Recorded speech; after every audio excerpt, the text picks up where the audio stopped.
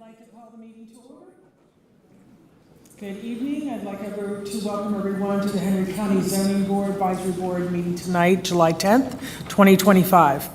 I would like to advise all that this meeting is being broadcast live on Spectrum Channel 180 and on the Henry County website. For anyone wishing to speak tonight, let me lay out the parameters. A total of 10 minutes will be allowed for anyone in favor, and 10 minutes for those in opposition of an agenda item. The example is if 10 people wish to speak, they must share those 10-minute slot, either in favor or in opposition. For associated cases, a total of 20 minutes will be allowed for anyone in favor and 20 minutes for anyone in opposition of an agenda item. Again, if someone wants to speak, if there are 20 people, they must share that 20-minute slot. We will begin with our invocation. Mr. Colbeck?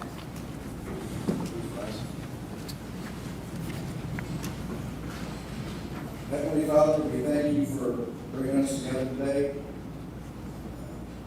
Bless this meeting, guide us in our decisions, to make the best decisions for Henry County. And all said, amen. Amen. Right.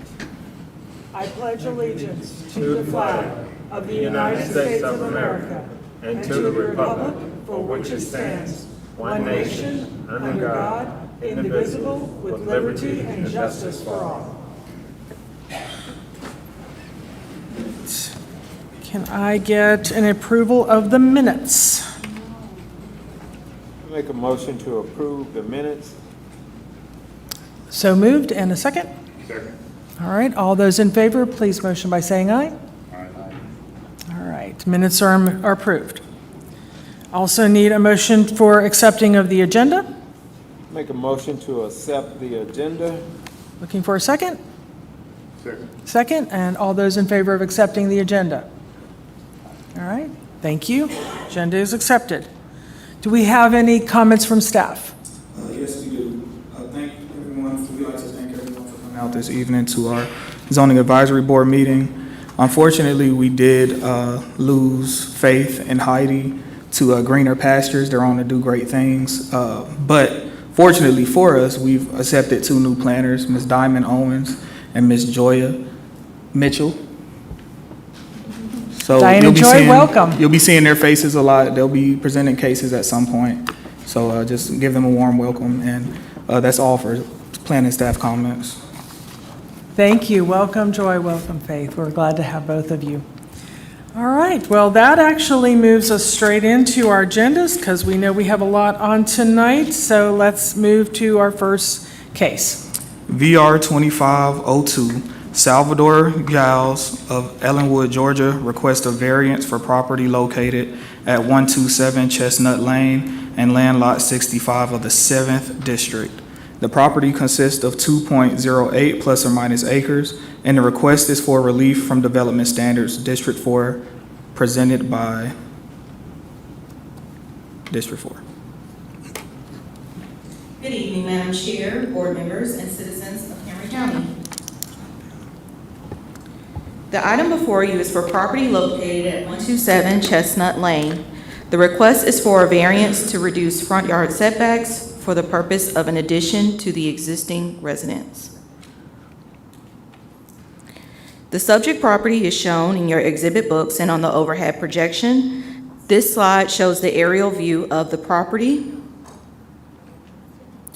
The current zoning is RA, residential agricultural. And this is a site plan submitted by the applicant. And another site plan. And this is a photo of the existing home.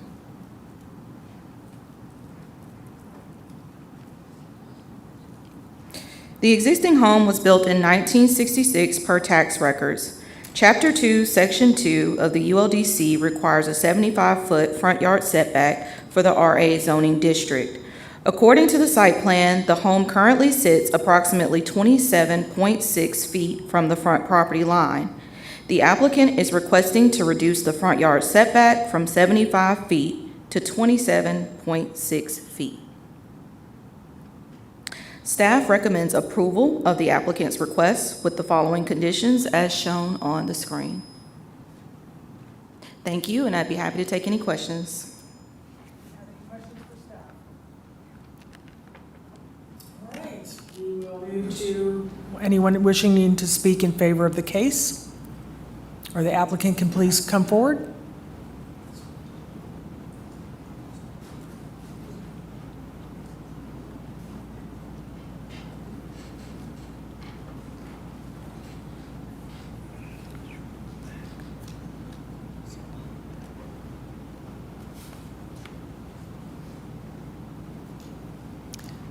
When you take the podium, make sure to give your name and your address.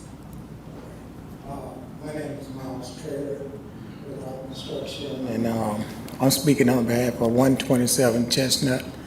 And the reason why I'm here, the house was originally already that was there, and so along that property, there's a lot of other properties that had the same setback. So that was basically why I was here. Try to explain why we wanted to keep that one there, because the house was already there, and we just want to do an addition to it. Do we have any questions for the applicant? I have one question now. Are we building a new structure on the property, or how did we get to this point? Well, we got to this point because we wanted to do an addition to that existing house that was already there. And so once we tried to submit for a permit, then that's where everything came in question about the setbacks, and we had to submit the drawings for where we wanted to do the addition to it. Understood. Any other questions? Yes, Mr. Russo. Could you tell us when this home was built? I think it preceded the adoption of zoning in Henry County, which was first adopted in 1963. So the existing home. I think you need your mic on. Like you said, 1964. There we go. So the existing home was built in 1966. Okay, thank you. All right. Yes, sir. The buildings will be taken down, and a new building will be put there basically in its place. No, what we was trying to do was keep that building that's there, then do an addition to the back side of the building that we got already there. Because we had done some work to that building that exists in there now. So that's why we was trying to just do it. That's when we had to submit for a permit, because we wanted to do an addition to what's already there. But they said in the variance for 27 feet from the road, but they want us to move the whole thing back 75 feet. So that's why we're here today. And this property is, so they're not, it's going to be just existing to the back of the property, nothing coming forward, correct, staff? Right. Correct. Exactly. So they're just doing an addition to the existing home. They're not tearing anything down. They're not building a new structure. It's just an addition. Okay. Any other comments? Okay. Anyone else wishing to speak in support of this particular agenda item? All right, thank you, sir. Okay, all right. All right, anybody wishing to speak in opposition to this agenda item?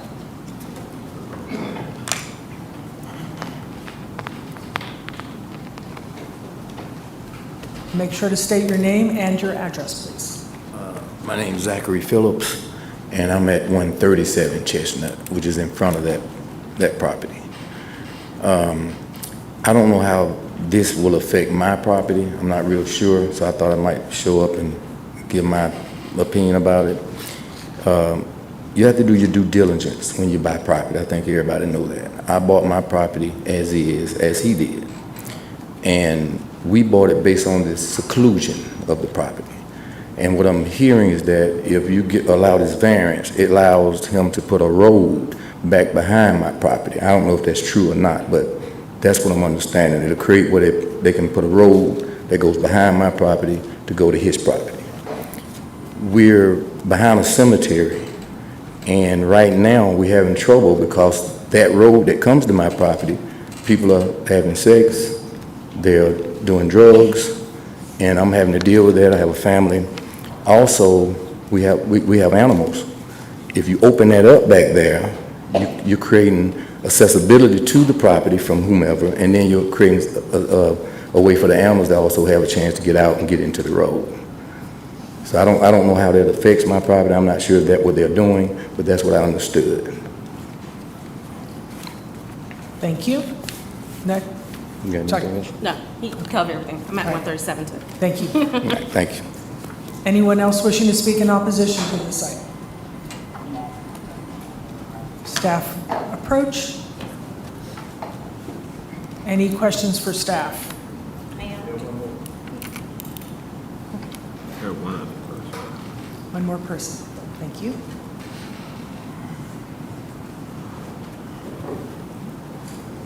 Yes, I'm Robert Romer. I live 119 Chestnut Lane. And my property goes across that little dirt road to to the fence that's right there. And how's he gonna get access to his property?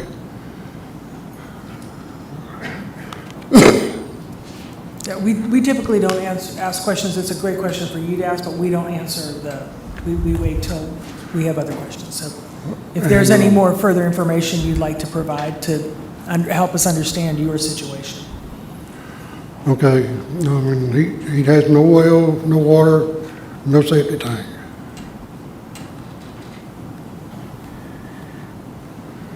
And he, according to what I'm told, I'm landlocked, he's landlocked, so how you gonna build? That's my question. Thank you. And as far as I know right now, that's all I gotta say. We appreciate it. Thank you. Thank you. Yes, sir. Anyone else wishing to speak in opposition to this case? All right, staff, do we have questions for staff? Good. I was going to say the question that was asked, this is a variance for the house setback, nothing to do with easements for driveways, correct? Correct. And there was some question concerning septic and water. Is this property, does it have septic and water? So according to the application material submitted by the applicant, I believe this property is on septic. Give me just a moment.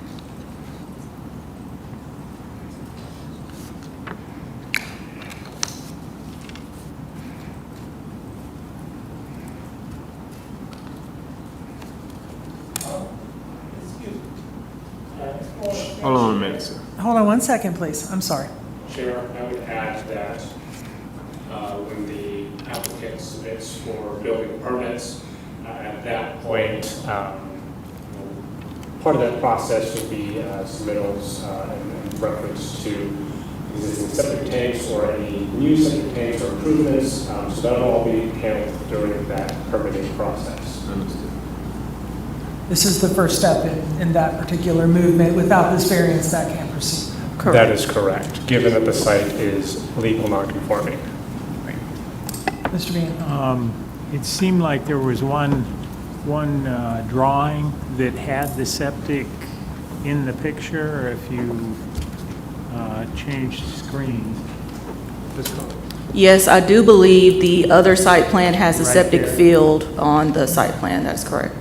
Will you call that? So it shows existing and then future area for, because they'll probably need more with the added bedrooms and that. Would the applicant please approach again?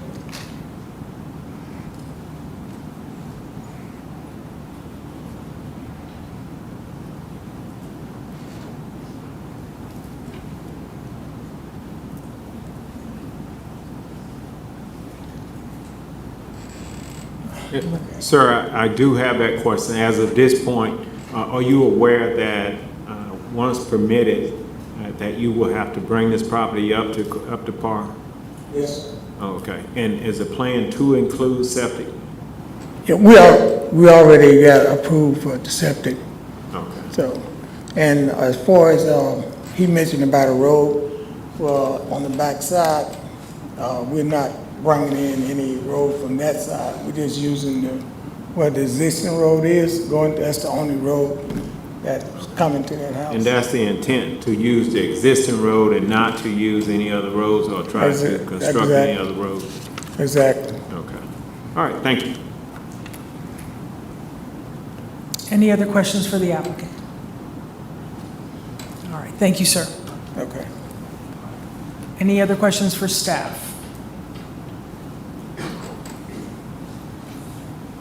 At this time, we will call the case. VR 2502, Salvador Giles of Ellenwood, Georgia, requests a variance for property located at 127 Chestnut Lane and Land Lot 65 of the 7th District. The property consists of 2.08 plus or minus acres, and the request is for relief from Development Standards District 4, presented by Alexius Jones. Thank you. Do I have a motion? Yes, sir. I'd like to motion to approve with staff recommendations. Do I have a second on the motion? Second. Second, and those in favor, please say aye. Any opposed? Unanimous consent, and the motion passes. Moving to the next case. VR 2503, Martha Niblett of McDonough, Georgia, requests a variance for property located at 1614 Highway 155 North and Land Lot 38 of the 7th District. The property consists of 1.99 plus or minus acres, and the request is for relief from Development Standards District 3, presented by Alexius Jones. Good evening again, Madam Chair, board members, and citizens of Henry County. The item before you is for property located at 1614 Highway 155 North. The request is for for a variance to reduce the front yard setbacks for the purpose of an addition to an existing home. The subject property is shown in your exhibit books and on the overhead projection. This slide shows the aerial view of the property. The current zoning is RA, residential agricultural. This is a site plan submitted by the applicant. This is a photo of the existing home. So similar to the last case, this existing home was built in 1982 per tax records. And again, Chapter 2, Section 2 of the ULDC requires a 75-foot front yard setback for properties in the RA zoning district. According to the site plan, the home currently sits approximately 68.46 feet from the property line. The applicant is requesting to reduce the front yard setback from 75 feet to 68.46 feet. Staff recommends approval of the applicant's request with the following conditions as shown on the screen. Thank you, and I'd be happy to take any questions. Any questions for staff? Seeing none, will the applicant please come forward?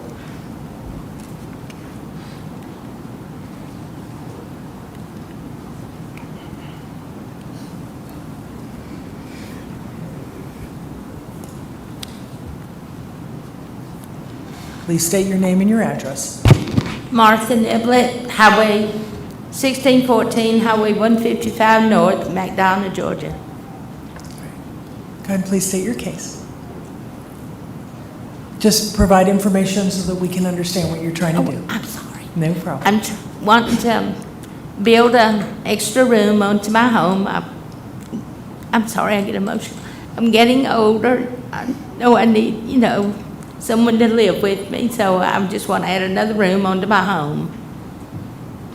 Understood. Thank you. Do we have any questions for the applicant? Yes, Mr. Rusher.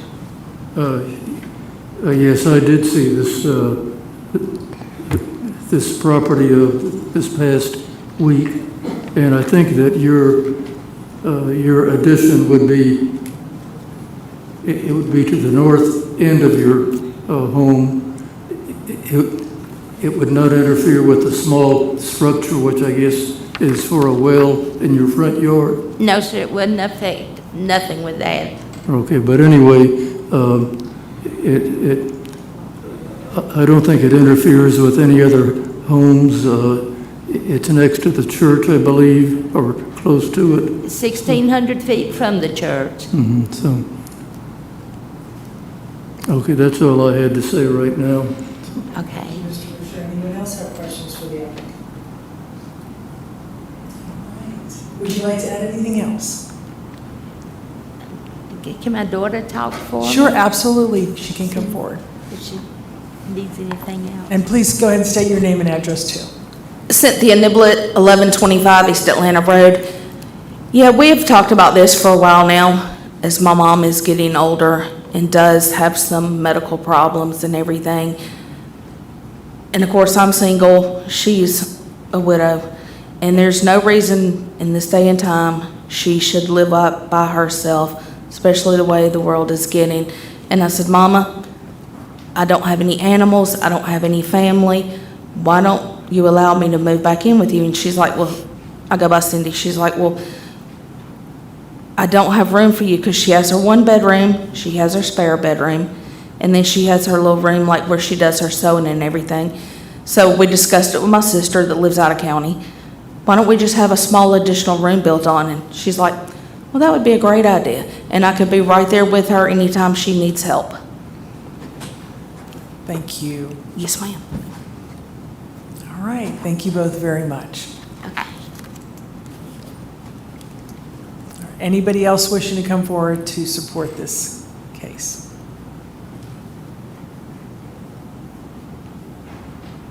All right, seeing no one, we will reset the clock. Anyone wishing to speak in opposition to this case?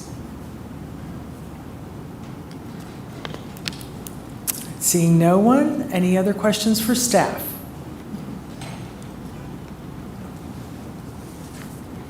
I think we are ready to move on and call the case.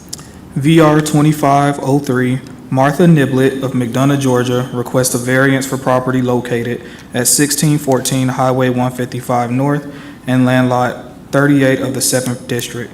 The property consists of 1.99 plus or minus acres, and the request is for relief from development standards. District 3, presented by Alexius Jones. Thank you. Do we have a motion? Yes, I make a motion to approve the variance as presented at 1614 Highway 155 North. A second? We have a second, and all those in favor of the case? All right, it passes unanimously. We'll move on to the next case. CU 2504, Refinery Hill of McDonough, Georgia, requests a conditional use for property located at 500 Pullen Road and Land Lot 240 of the 6th District. The property consists of 18.803 plus or minus acres, and the request is for a vineyard with winery. District 5, presented by Taylor Solomon. Good evening, Madam Chair, board members, and pillars of the community. The item before you is located at 500 Pullen Road. The request is for a conditional use to allow for a vineyard with winery. The reason we are here today is to ensure that we continue the process of making sure that this use is in compliance with the ULDC. The winery currently does exist. Before you, you will see in your exhibit books and on the overhead projection, the zoning of, well, the aerial of the property, excuse me. This is the current zoning map of the property, which shows the zoning designation of RA, residential agricultural. Above, you will see a survey submitted by the applicant, which shows the existing building on the site, which currently meets all of the development standards and the supplemental standards of the ULDC. As mentioned earlier, the request is for a conditional use to allow for a vineyard with winery. The property was previously rezoned from R3 to RA for the purpose of agritourism. The property is currently used as a vineyard with winery, and the purpose for this conditional use is to bring it into compliance. The property meets all of the proper fire codes and regulations within the ULDC Unified Land Development Code, Section 40336, allows vineyards with wineries within the RA zoning district with an approved conditional use. The use and the structures are currently existing on the property, and staff does recommend approval of the vineyard and winery. And I'm happy to take any questions that you may have today. Okay, do we have any questions? Not at this time. All right, will the applicant please come forward? And remember to state your name and address. Hopefully, this will be a good day for everybody. Welcome. My name is Aaron Castellanos with Grand Gourmet and Refinery Hill. We're located at 500 Pullen Road. Board Chair and gentlemen distinguished, just want to give you a quick info on who we are. We've been serving the community for just over 20 years in a capacity of catering. We were able to purchase this piece of land a little over 8 years ago. I think it was February of 2018, so that's 7 years ago. Sorry, I'm a little nervous. I don't like public speaking. But anyway, I have a slew of support. Raise your hand if you, okay. There's a lot of excitement about what we're trying to bring, but the truth of the matter is we just wanted to bring something fun and something unique to our community. There's 120 wineries in the state of Georgia. It's a $4.4 billion industry, trickle-down math. Last year, the state of Georgia received over $150 million in taxes through the wineries that are collective through the state. I'm already designated from the state to be able to have what we're trying to get done over the last 6-ish years. We've been working to get everything in line with the ULDC. Our vision is pretty simple. It's faith, family, and a farm. We grow a ton of different crops out there. We have blackberry, blueberry, fig, peach, plum, nectarine. We have a variety of different herbs as well. But truth is, we're also a vineyard. We have just over 3.5 acres of vines. Altogether, we have about 5.5 acres of just different vegetation. When we took over the property, it was a church. Prior to that, it was a plumbing company, and prior to that, it was a horse farm. So we're kind of taking it back to the old school where we have a farm going on. We've had multiple events over the years. We're very particular about who's coming and going. We're also very particular about the time that people are dismissing from property. Noise ordinance is 11. We cut everything off at 10. Once the winery is open, our tentative timeline would be somewhere from 11 to 8 p.m. and no later, period. We don't want to be open 7 days a week. We want to be good neighbors. We have a neighboring representation here today as well. We're here to help. We're here to partner with the community, bring something fun, and hoping that you guys will see that what we're trying to do is going to be an add to the community, not a detriment. So thank you. Thank you, sir. If you'll just wait a second, and we'll Yes. see if we have any questions from our board. Yes, sir. The parking, is the parking at this venue adequate enough in case there's enough? That went really loud, didn't it? It's loud. Yeah, I'm sorry about that. You're okay. So is the parking adequate Yes, enough sir. at this location? Okay. Yeah, we can currently park just over 200 cars, but again, our goal is not to have 200 cars in there at any given time. We want to kind of trickle people little by little through. It's not going to be like a football game where everybody shows up and everybody departs at the same time. It'll kind of be people trickling in and trickling out throughout the day. Thank you. Other questions from, yes, sir. And this will have like bus tours with the ladies that usually. Yeah, there's actually, yes, correct. There's currently 2 buses that depart out of Georgia, out of the Henry County area 2 to 3 days a week. So it's going to be kind of cool that they can stop at our place before they head up. Quick little bit of tidbit of information. The nearest winery to our area is over an hour away. So if you wanted to get in the car and go enjoy some of Georgia's phenomenal wines, you'd have to travel an hour and a half plus on average. It'd be nice to have one right in your backyard.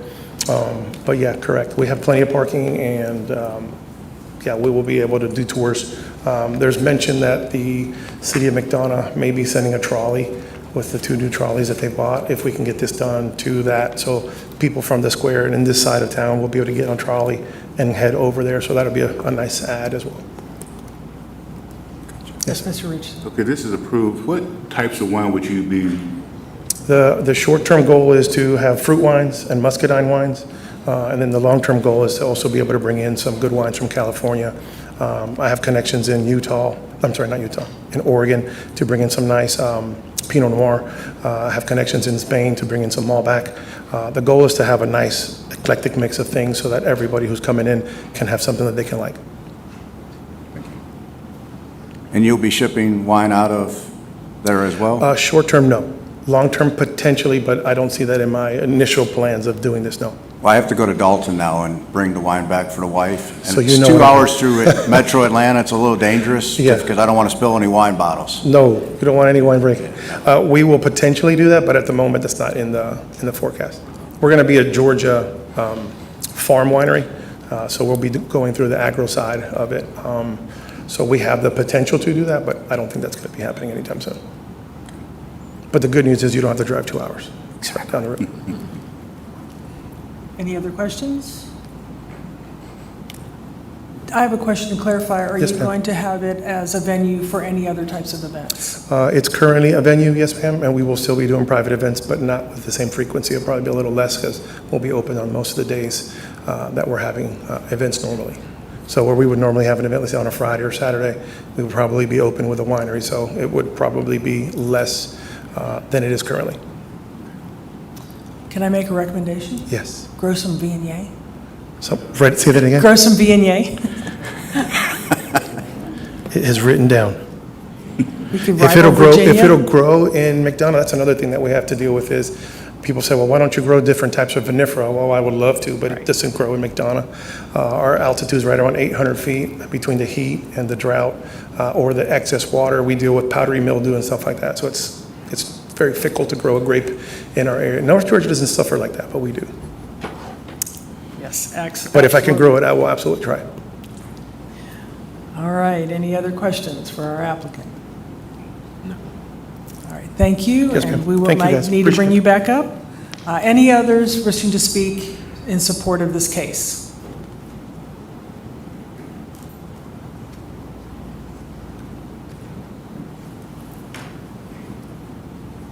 Please remember to state your name and your address. Greetings, Board. Angie Collins, 747 Peninsula Overlook, Hampton, Georgia. I've had a chance to visit that winery, and I would love to have something like that in our community. I think one of the things that we don't have is enough variety, and to have that in Henry County would be an added bonus. So I'm in support of something like that being added to the overall things that we offer in our county to be unique and different. Thank you. Thank you. Anyone else wishing to speak in support?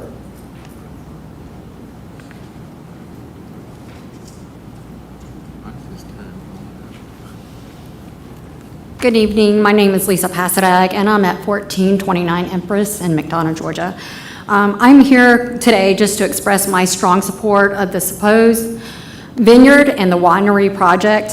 What I feel like this is going to do, just like the other lady, that it is going to bring our community together. We would like to have, I would like to attend small events there and actually come together with my community. I don't feel like it's just going to be supporting the community, jobs, but I think this is going to bring people together.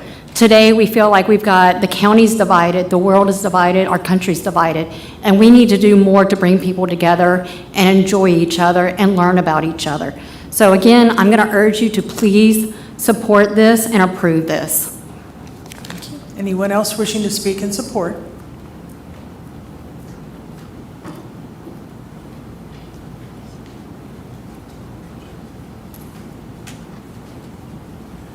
Good evening. I'm Roger Sean, and this is Kimberly Matthews, and we're from Make Your Mark Winery. We were here for a variance about 4 or 5 months ago. We're more in support for this vineyard because it's going to help us. It's going to help the community. I've been there. It's awesome when you step out the back.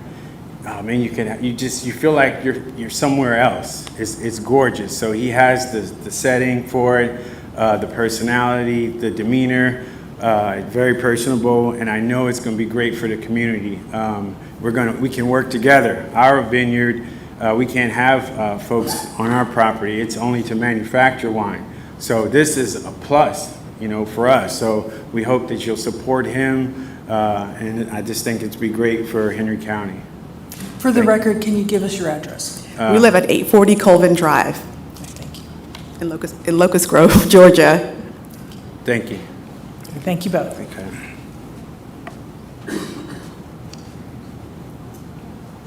Hi, good evening. My name is Kathleen McCarty. I live at 24 Woodlawn Avenue, Hampton, Georgia. And I've had the opportunity to work with Aaron and his wife and Refinery Hill for the past 8 years with Grand Gourmet. And his love of family and his faith and what he is bringing to this county would really benefit Henry County. Every event he has held, you can see he goes above and beyond to make sure that everybody is welcome. And I think that this would just benefit us. Like the lady previously, it would bring us together socially, economically. It would really be a boon for Henry County. So I hope you approve this. Thank you. Thank you. Just reminding folks, we're sharing time. We got 4 minutes and 28 seconds on the clock, and it's ticking down. So please, your name and your address. Hi, my name is Ophelia Glenn, Kimberly Gillen, Nikki Singleton. My address is 153 Arabella, 149 Arabella, Locust Grove, Georgia. And we are here in support of the winery. We've known Aaron and his family about 2 years now. We've been to the winery. It's absolutely beautiful. There's plenty of parking. We've seen the before pictures and the work that they have put into it, the blood, sweat, and tears that they have put into it. We just think this would be a huge benefit for the community. I feel like that we need something. I think I'm gonna +1 everything that everyone said. We need something here for the community, and we need to be able to come together. So we are definitely here in support of Aaron and his family. And we're excited. Thank you.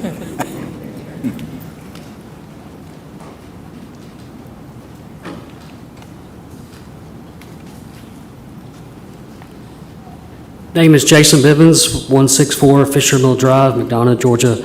We're in support of it. Our son works for him. We've known Aaron inside and outside of his business. He's a very helpful man to, if you need anything, he'll support you, get you whatever you need.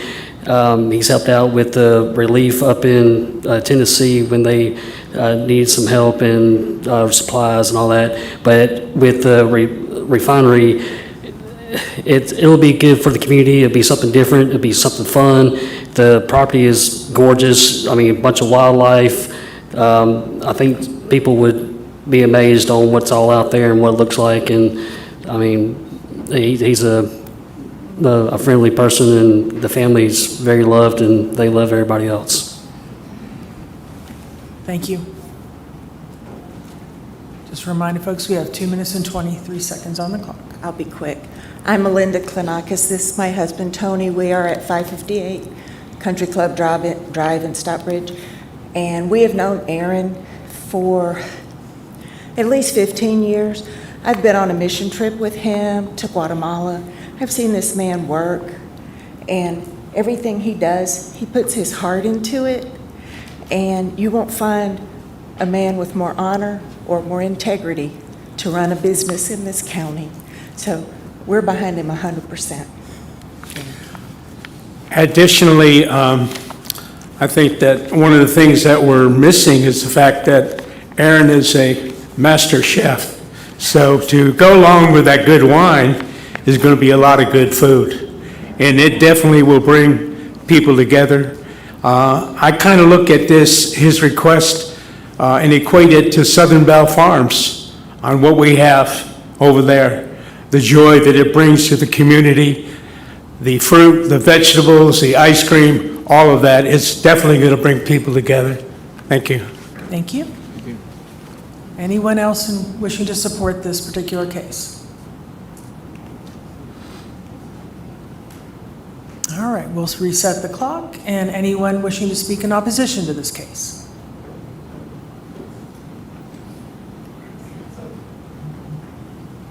All right, staff is coming back, and do we have any questions for either staff or the applicant? And the applicant, if you want to come forward.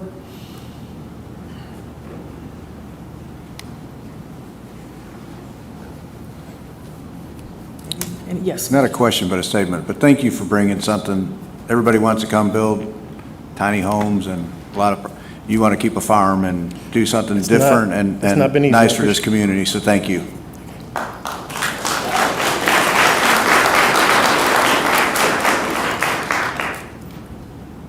other questions?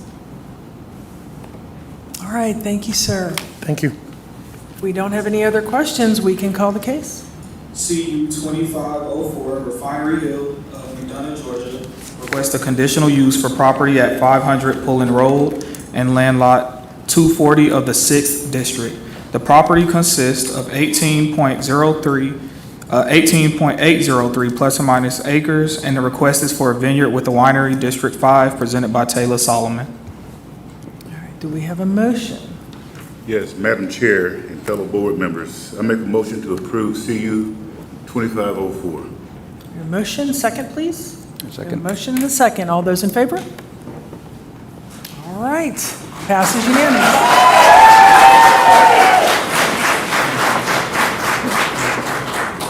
All right, we'll call the next case, please. ULDC AM 2501, an ordinance by Peter Nwazuzu of McDonough, Georgia, to amend Chapter 7 of the Unified Land Development Code of the Henry County Code of Ordinance regarding the regulation of front yard fences countywide, presented by Ken Solano.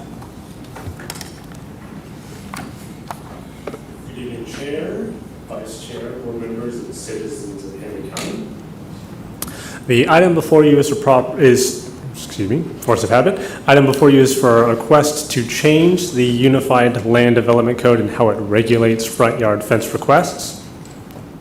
Chapter 7, Section 70204 of the ULDC provides Code Section 4 fences, which requires administrative approval for any request within any front yard fence request. Front yard fence requests are permitted only in the RA zoning district and those residential zoning districts outside of a subdivision. This table is here taken from our code. As you can see, R1 through RS, RMH, within subdivisions, side and rear yards, fences are the only ones that are permitted. The amendment request before you would be to allow residential properties both inside and outside of a subdivision to submit a request for a front yard fence. The change is shown in red here as it pertains to those properties within a subdivision. Each zoning district has zoning entitlement tied to it, and it differs from one zoning district to another. The RA zoning district, for example, uniquely permits agricultural-based activity, such as the keeping and raising of livestock. Our code distinguishes RA zoning districts from other residential zoning districts. Similarly, R1 has different standards than R5, for example. The amendment as proposed would allow for a variety of fences and a variety of materials to be erected on individual properties within a subdivision, which may drastically damage the character and quality of these established subdivision communities. One property may have a wooden fence, the next property may have a chain link fence. Because of that, maintaining that character of these established subdivisions, staff does recommend denial of the applicant's request to amend Section 70204 of the ULDC. Thank you, and I'd be happy to take any questions. Do you have any questions? Yes, Mr. Risher. Okay, just to clarify, that in the RA district, it's all right, or it's permissible to have a front yard fence, is that correct? Correct, with Yeah, internal in RA, review. But not in other residential zoning areas. Only for those properties outside of a subdivision. This request would be to allow front yard fence requests for properties within a subdivision. Okay, well, I bring this up because it just for the board's information, this is something that's been going on for for quite some time. Okay. I have a question. How did this come before the county? The applicant came to the county, came to us, looking to change the zoning code. That is due to my understanding, a code enforcement complaint issued on the property owner's property. A fence was erected, property is located within a subdivision. The fence was erected, and our code would require, instead of a variance to address that discrepancy, changing the code.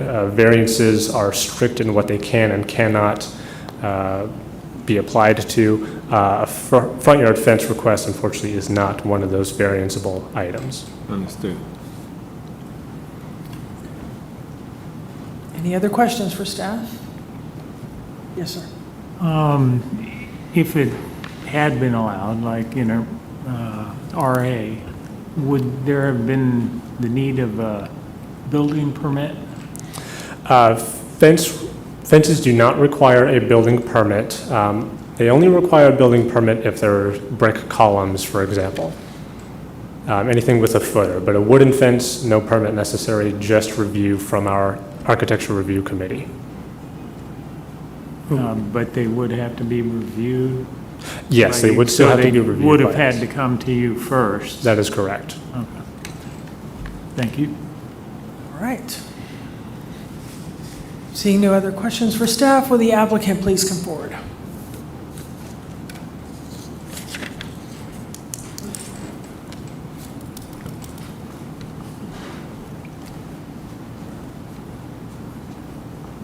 Good evening, members of the Henry County Zoning Advisory Board. Thank you very much for hosting this and for your continued public service. There have been this is, by the way, Sam Levine. I'm the attorney for Peter. Yeah, just we need your name and address. Yep, Sam Levine, 3672 Cherry Creek Drive, Conyers, Georgia, 30013.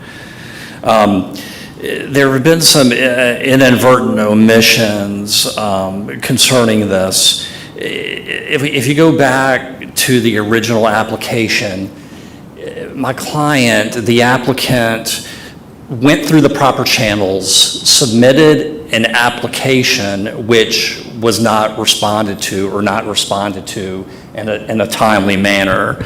And so because you were asking, councilperson, Risher, about the genesis or origin of this. How did this get before the commission? And there was no response.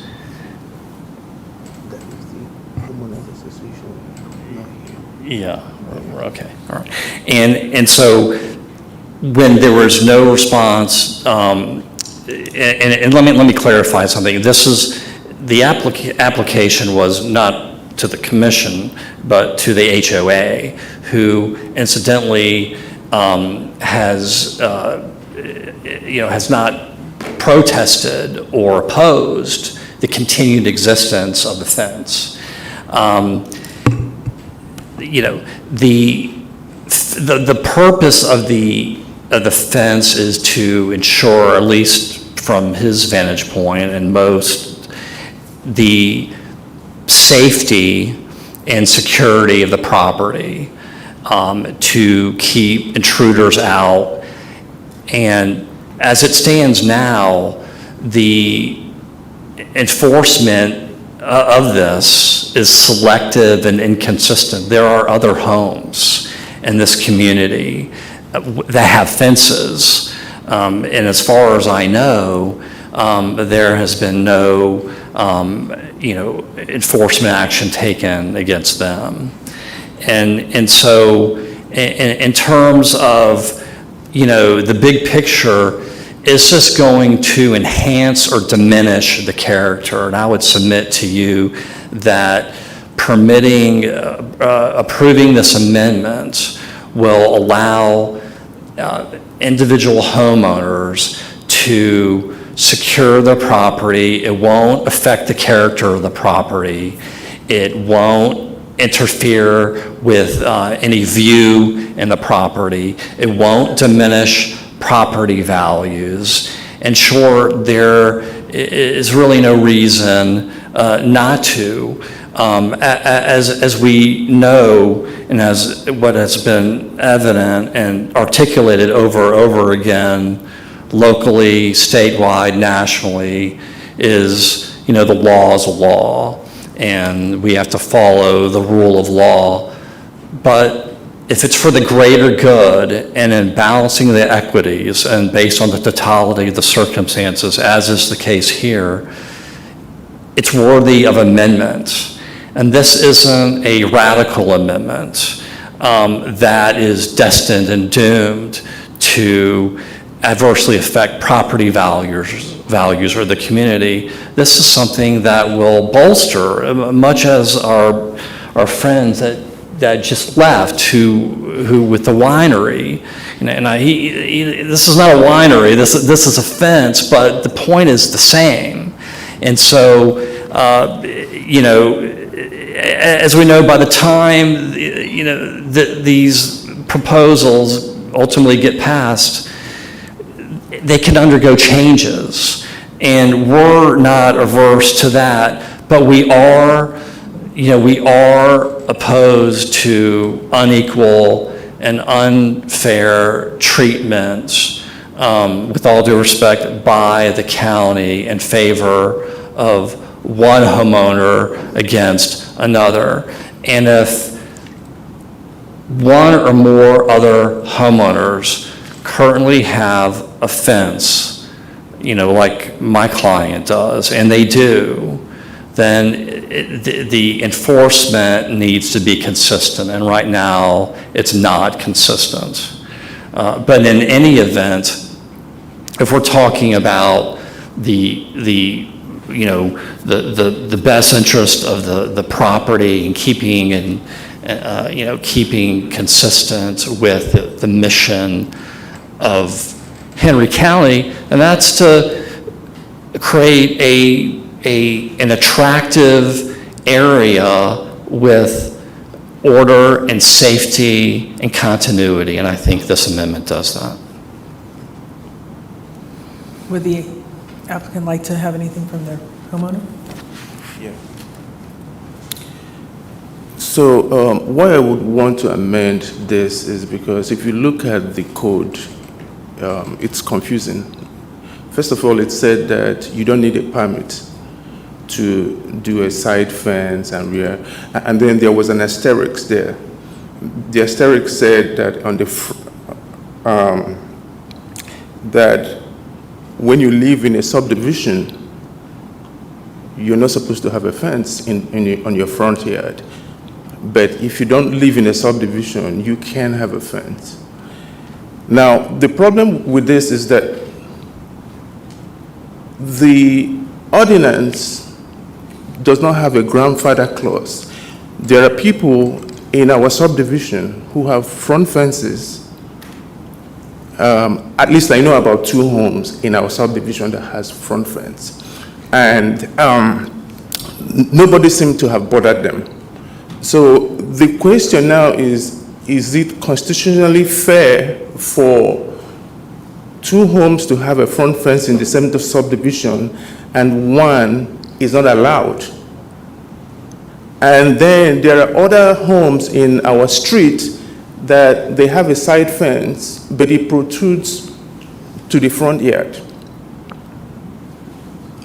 So I think it's kind of discriminatory to say that some people can have a front fence and it's okay, and some people can't. So what I'm trying to do is we can amend this code and also have a grandfather clause, for people who already have fences in their front yard, because the code right now doesn't have a grandfather clause. So if a federal court looks at it, they will say that the code does not meet the 14th Amendment, where people who are situated in the same situation should be treated the same way.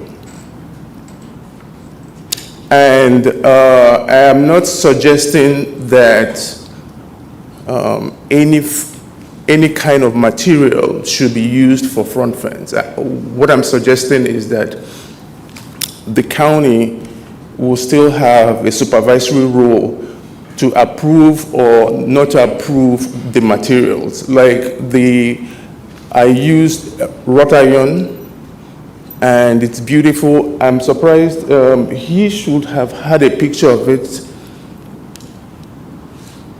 So I don't know why he did not present the picture of the front fence to show you that it's not tacky and it's beautiful. So he was suggesting that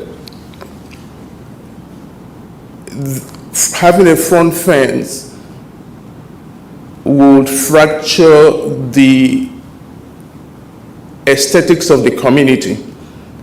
But even in established subdivisions, like in Buckhead, many people have front fences in their yard, and their home values have always been good, up. In fact, in the zip codes 30327, where you have the most expensive homes in Georgia, all the subdivisions there have a front fence, and the home values are still very high. So the argument that having a front fence is going to fracture the community or is not going to be pleasant aesthetically does not make much sense. Thank you. Thank you. Any questions for the applicant? Thank you both.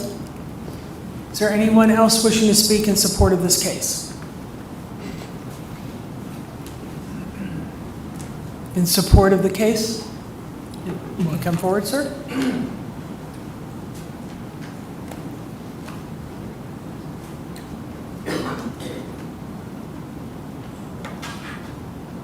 Please state your name and your address. Hi, Council. My name is Gary Singletary. I live at 10 Cary Court, Stockbridge, Georgia, 30281. We do not have a HOA, and there are homes in my subdivision that you would not believe is a subdivision because it's not clearly marked as a subdivision that have fences, and then there are those who don't. My support in this case is that I'm a disabled veteran, so safety is very important to me. I try to protect my family as best I can. Having the opportunity to protect my home and my family and my property, I'm not at the liberty to run out to the curb and say, hey, shoo away. The area that I live in is in a cul-de-sac.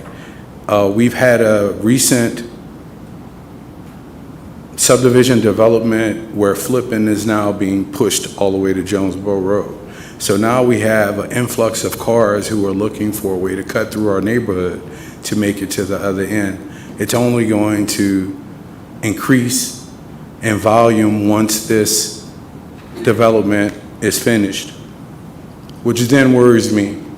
And it worries some of my neighbors. My neighbor is 82 years old. He couldn't be here this evening, but he asked me to specifically come here and speak on our behalf. I'm not sure where some of you guys live. I'm not exactly sure what your homes look like. We live in a rural part of the subdivision and of Stockbridge. And so it would be monumental for you guys to approve or make some type of amendment that allows us to protect the property. Once someone steps on my property, I was told by planning and zoning that I have a 25 Sir, it's foot. time. The time is, so I'm going to give you like 1 more minute. I'm sorry. That's okay. Go ahead. My only support, sir, is that this would be monumental for the safety of the property, the homeowner, to increase the value of the property. And like he said, there are areas that have this already in place. Thank you for your time. Thank you, sir. We will move to anyone in opposition to this case. Reset the clock. Thank you. Remember, you may. Good evening. My name is Ann Fields. I'm at 329 Chase Marion Way. I could not imagine driving through my subdivision, non-HOA, and encountering fences of various sizes, colors, and materials. How awful that would be. Front yard fencing fragments your streetscape. It disrupts the cohesion and visual harmony of the neighborhood. It is that open lawn aesthetic that we're looking for in our subdivisions in Henry County. Fencing in your yard in the front leads to isolated and visually cluttered environments. We want the uniform streetscapes with open lawns that contribute to the visual rhythm and harmony of our residential neighborhoods here in Henry County. And as I said, the fences, especially if they're varied in height, style, and material, would create a patchiness and degrade appearances. These are not going to be brick columns and wrought iron gates with horses and unicorns on them. These will be New Jersey style. That's what the aesthetic is about to become if you allow this to happen. Thank you. Thank you. Anyone else wishing to speak in opposition to this case? All right, will staff come back and we will see if we have any questions from the board for the staff. I have a question for staff. Staff, are we aware that there are other properties out there with front yard fencing? Short answer, yes. The code prior to 2009, from my research, did allow front yard fences with some standards. But that was obviously changed with this new adoption of the ULDC back in 2009. There are some properties that have front yard fences. I can only assume that they have gone through the proper channels as far as getting that front yard fence via that architecture review committee. There are certainly some homes that have had a fence in the front yard since prior to 2009. So those fences are grandfathered in. Chapter 11 does have a section regarding non-conforming structures, which our code does. The fence code falls under the accessory structure standards. So those fences built prior to 2009, those are grandfathered in. If for whatever reason those fences were to be destroyed or what have you, there was language in our code that would address rebuilding those fences. I just wanted to add to that. But do we have any amendments at any point that amended the ULDC? There have been a few ULDC amendment requests over the years, not very many. Last year, in 2024, we did have a request to amend this same section of the code. Okay. The context for that was a little bit different, but at the end of the day, the Board of Commissioners did deny that ULDC amendment request to change the fence standards. Do we have any amendments to fencing in the ULDC? Not from my research. Okay. And if approved, this would amend the ULDC countywide, correct? That is correct, countywide. Okay. Thank you. Yes, sir. Let's go back. Just a question. I understand the safety, but for fencing at each property, I wouldn't agree with. But what about a gated community to an existing subdivision? Is that something that they could do as a homeowner group? With our current code, no. Okay. Our code is flat in that any property within a subdivision not zoned RA would not be permitted a front yard fence nor a front yard fence request. No, but they're saying getting into the neighborhood, could they turn that gated, like some of our new developments were requiring gated communities? Could they turn an older community, make it a gated community? I see what you're saying. My understanding is yes. That would require communication with the Department of Transportation. Just another option so we keep. Yes, we'll go Mr. Freeman and then Mr. Richard. Now, we are just recommending to the commissioners with this, it's not a final. There is a ULDC update coming this fall. Potentially, at the very least, we're planning for later this year. That's correct. Do you have any knowledge of if the fencing in that ULDC is being thought about to be addressed? All aspects of our code are being considered as far as that update. Fences is one of those sections. At this time, I do not know how staff will move forward as far as front yard fences. In the meantime, whatever fencing he has up at this point does not have to be taken down until all of these procedures go through the commissioners with a final decision? Yes, so code enforcement is allowing this ULDC amendment request to proceed and finalize with a Board of Commissioners decision before taking any further action. Well, thank you. Mr. Richard. Okay, just to point out, one situation where there is, in this larger community, and by that I mean Lake Dow North, which is on the north side of Lake Dow Road, and then on the south of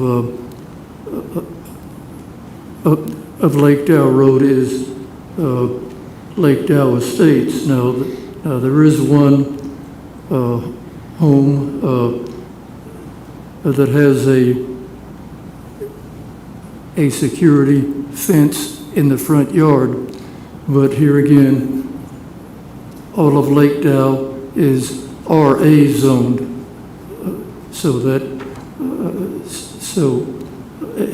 and I think that since that time, the codes have been changed to where it could not be done now. So I don't think that there has been any exceptions, to that situation. That is correct. Any other questions? No. Seeing none, do we need to have any other questions for the applicant? Nope. No.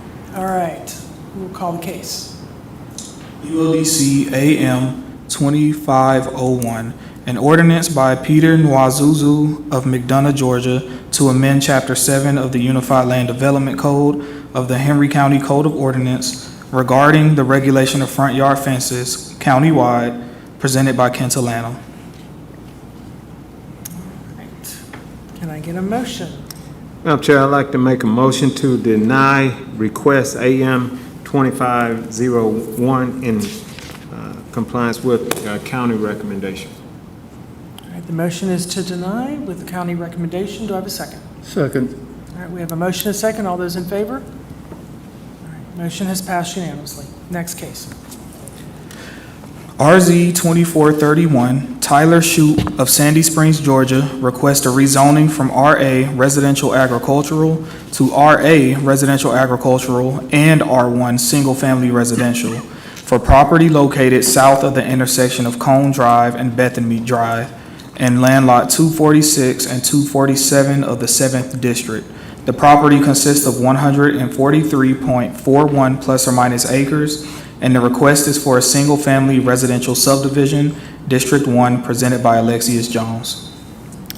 Good evening, Madam Chair, board members, and citizens of Henry County. The item before you is for property located south of Cone Drive. The request is to rezone a portion of the property to R1 for single-family subdivision. The subject property is shown in your exhibit books and on the overhead projection. This slide shows the aerial view of the property. The current zoning is RA, residential agricultural. So majority of the subject property has a future land use designation of low-density suburban, which would support a density of up to 2 dwelling units per net acre. A smaller portion of the property, shown in green, has a rural residential flume designation, which only supports the RA zoning district with a max density of 1 dwelling unit per net acre. This is a survey submitted by the applicant. This is a site plan submitted with the application. The applicant is requesting to rezone from RA, residential agricultural, to R1, single-family residence, with a portion of the property remaining RA. Here are some of the elevations submitted with the application.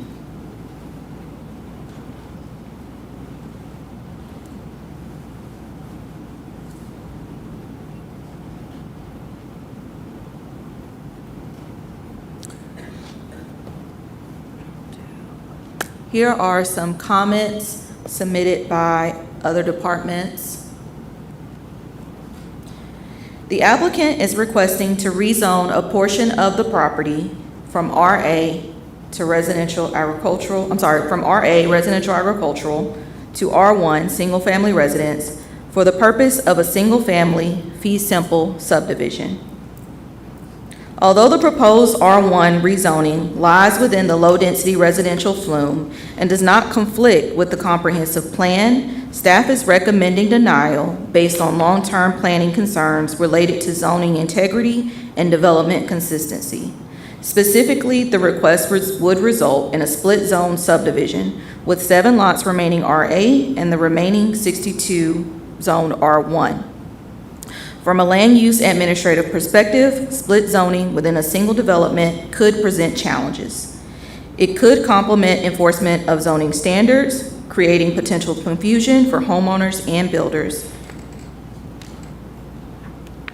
And with that, staff recommends denial of the request to rezone a portion of the property from RA, residential agricultural, to R1, single-family residence, rezoning in a split zone development. Thank you, and I'd be happy to take any questions at this time. Do we have any questions for staff? I have one question. Yes, sir. Mr. Richard? Is this property in a watershed protection area? Correct. It is in the Tussahaw watershed protection. Okay. My question is, did the applicant consider rezoning the entire property? So, as I mentioned earlier, a portion of the property is within that rural residential future land use map. So in order to rezone that portion of the property R1, they would have also needed a comprehensive plan amendment. Okay. Okay. Gotcha. All right.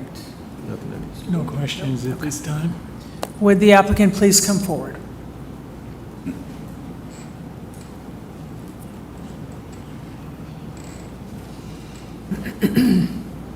Remember to state your name and your address, please.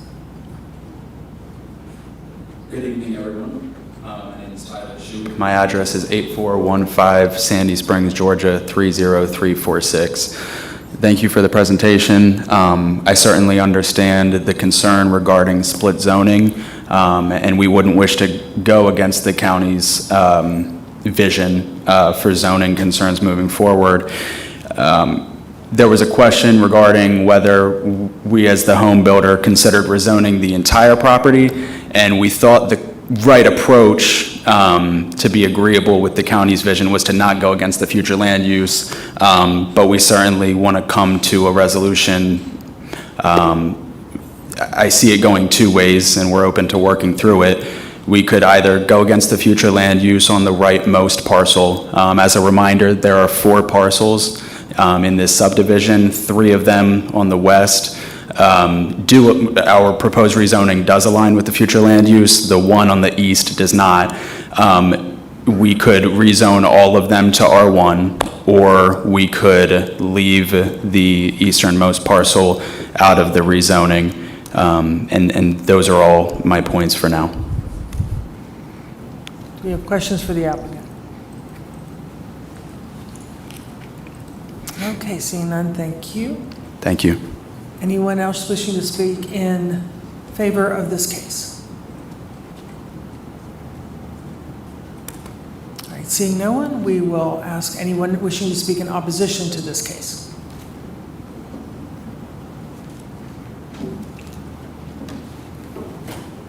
I'll reset the clock.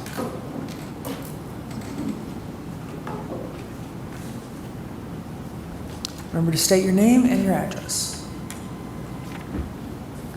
Kenny Bunch, 758 Cone Drive. Sorry, I'm a little nervous here. I would just like to say that I would like to voice my support in terms of the staff's recommendation to oppose this, just on the grounds that they have set forth. Basically, all the points that they put forth, I agree with. Please state your name also, so that we know for the record. Thank you. My name's Angie Boggs. I'm at 758 Cone Drive as well. Thank you. We just want to express our support for the denial of the request. We agree in terms of the poor planning practices.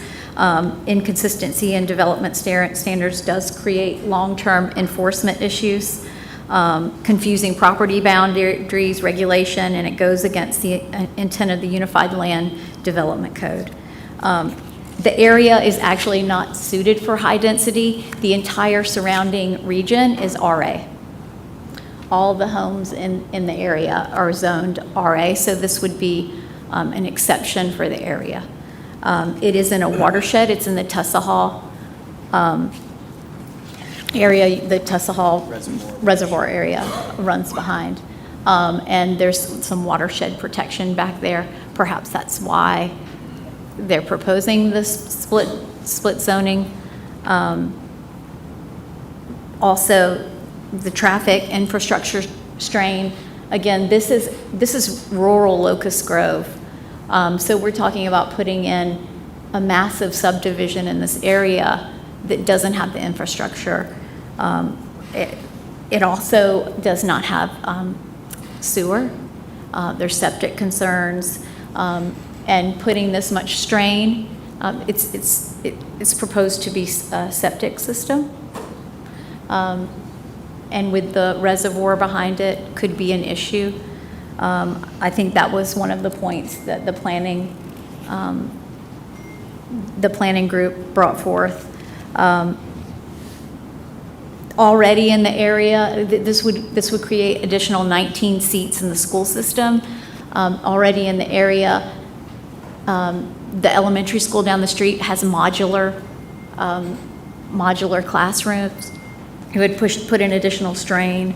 And again, the community character is an issue. It is all, at this point, farmland all through here. So it would be a big strain on the area.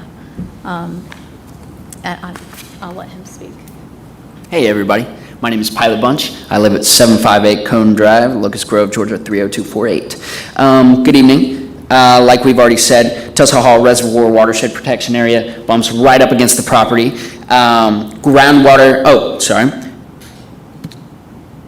Septic tanks. Although they seem that they may meet basic guidelines, the Environmental Health Directorate does not assess cumulative environmental impact. Risks could include groundwater and stream contamination for farmers around who water their cattle, and for those wildlife species such as deer, wild turkey, coyotes. Also, with wildlife, with a subdivision like this could promote wildlife and human interaction that could be dangerous or fatal, such as running into deer, coyotes eating dogs or infants. Number two, which we just had a flare-up these past 2 years, EHD, a deadly virus that spreads among deer, that spreads fastest when deer are in stressed, crowded areas, which, due to this development, would push them all mainly onto the property right next to where we are.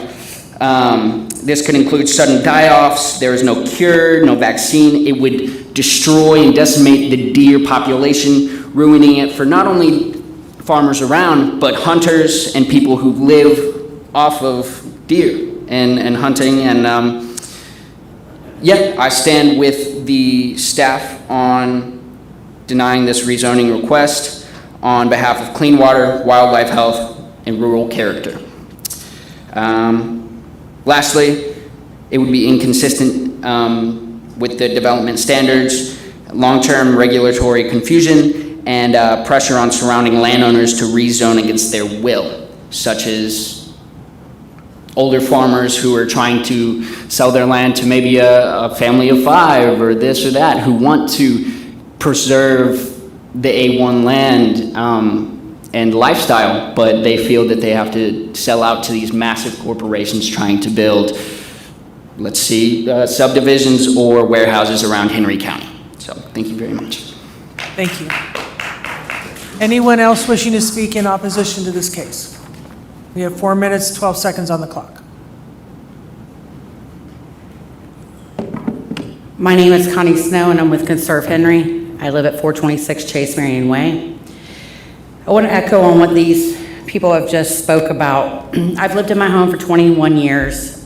A few months ago, I noticed a sinkhole in my yard, and I reached out to Henry County Stormwater. They came out and they patched the hole, tried to assure me everything was okay. During that time, I had spoke to a company about my foundation and found that my foundation was sinking. During that time, I also consulted with a friend that has some expertise in this area. And what he found was my stormwater drains had not been inspected in God knows how long. And those were clogging, and due to the recent multiple developments that have been approved in the area, it is causing mass erosion, it is causing my house to fall, and it is putting us in a flood zone in our area. So I called back Henry County Stormwater, immediately showed him the pictures of what I had taken of the broken, corroded, defective drains that have not been looked at in God knows how long. And I have pictures on my computer I'd like to hook up for everybody to see if there's enough time tonight. And immediately called them. They came out yesterday, and they acknowledged that this was a problem. So for me to be a homeowner for 21 years, I have to ask the question, how many homeowners are unsuspected of the stormwater drains that have not been inspected every 5 years that are legally required to be so? I agree with them because this area is so rural that I'm pretty sure that their stormwater drains have not been updated in God knows how long. And I don't want to see any other homeowner go through what I'm going through. Luckily, when they did come out and they went back through that pipe, they found out that pipe was collapsed. Meanwhile, in the beginning, they tried to assure me that it wasn't collapsed. But they ran a camera down there because when they seen the pictures, can I hook my laptop up to show the pictures, please? You've had it before. We would not be able to allow hooking up. Well, I'll email them to each one of you on the board so that you can see what I'm looking at, and I will submit it into the record. At some point, we've got to quit approving all these developments so rapidly until we fix our infrastructure. We need to quit cramming people in.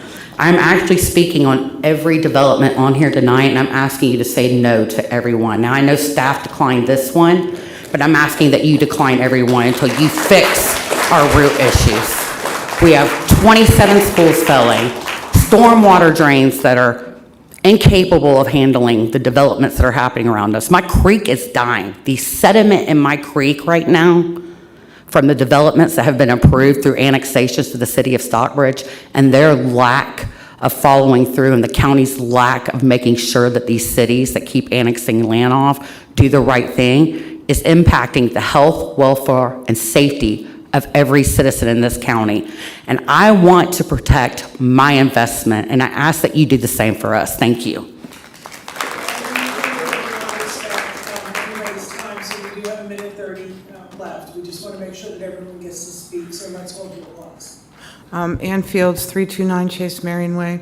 I just wanted to remind everybody in the room, this is a state-level issue for these developments. Until we can get the state to not be so developer-friendly, we're going to continue to have to deal with these cases. And it is in our best interest to start taking a look at our stormwater, because not all of Henry County's stormwater is recycling into drinking water. This is feeding our creeks and our rivers. And it's unfortunate that planning had it one way for so many years, and it was neglected, overlooked. But what I came to say tonight was, we absolutely need to take a look at the stormwater situation before approving these developments, not after, during the development phase for the plan approvals. This is something that is so critical, and now we are completely at Eagles Crest behind the gate of a development that's already deforested, started all the stormwater, started the sewage, and they're going to go elevation in August. We're toasted. Why approve something if the infrastructure that's downstream hasn't even been looked at? So that's a real concern for this county, and I hope you guys will take that into consideration. Thank you. Thank you. All right, we do have time, and we'll staff come back to the podium. All right, do we have questions for staff at this time? Do we have questions for the applicant? All right, we will call the case. RZ 2431, Tyler Shoup of Sandy Springs, Georgia, requests a rezoning from RA Residential Agricultural to RA Residential Agricultural and R1 Single Family Residential for property located south of the intersection of Cone Drive and Bethany Drive and land lot 246 and 247 of the 7th District. The property consists of 143.41 plus or minus acres, and the request is for a single-family residential subdivision, District 1, presented by Alexius Jones. Do I have a motion? I'll move to deny. Mr. Villa moves to deny. A second. So we have a second, Mr. Kolpak. All those in favor of denial? All right. Motion is passed. All right, let's move to the next case, please. RZ 2429, Templar Development Group LLC of Fayetteville, Georgia, requests a rezoning from RA Residential Agricultural to R5 Single Family Residential for property located south of Jonesboro Road and east of Hampton Shores Drive and land lots 89 and 104 of the 6th District. The property consists of 108.49 plus or minus acres, and the request is for a single-family residential subdivision, District 5, presented by Taylor Solomon. Good evening, Chair, Vice Chair, board members, and pillars of the community. Before discussing RZ 2429, I would like to bring your attention to the map before you. Etched in red, shown on the screen above you, you will see 3 of the proposed rezoning cases for this evening. These properties are all located off of Jonesboro Road. All of the proposed rezonings are seeking a zoning designation of R5, single-family residential.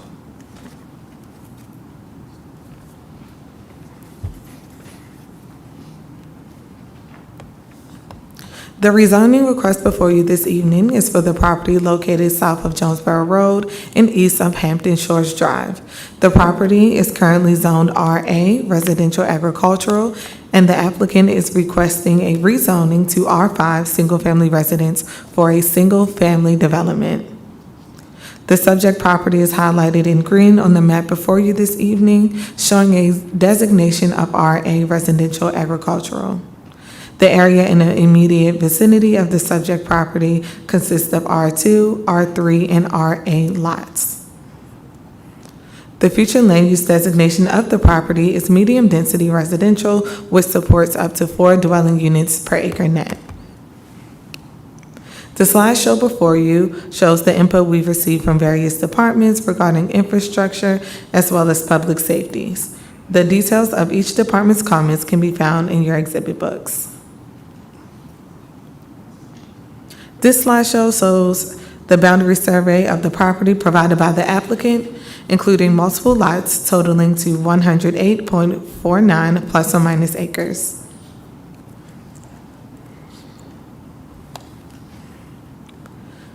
Above is the latest concept plan received by staff. The property would appear to be developable as presented. The site plan is conceptual in nature and will need to meet all of the development standards at the time of permitting. The next few slides, which I'll go through slowly, will show you 8 elevations provided by the applicant for the proposed rezoning. During this time, I will go through the evaluation. The subject property is currently zoned RA as shown in the Henry County official zoning map adopted November 19th, 2013. The applicant is requesting to rezone the property from RA to R5 to allow for a single-family development. The conceptual plan proposes 204 fee simple lots, resulting in a net density of 3.62 dwelling units per acre. The applicant is proposing a minimum lot size of 10,890 square feet with an average lot size of 12,000 square feet. According to the future land use map, the property is designated as medium density residential, which allows up to 4 units per acre, which would support the rezoning to R5. Additionally, the property lies within the Highway Corridor Overlay District and must comply with the standards set forth for that district.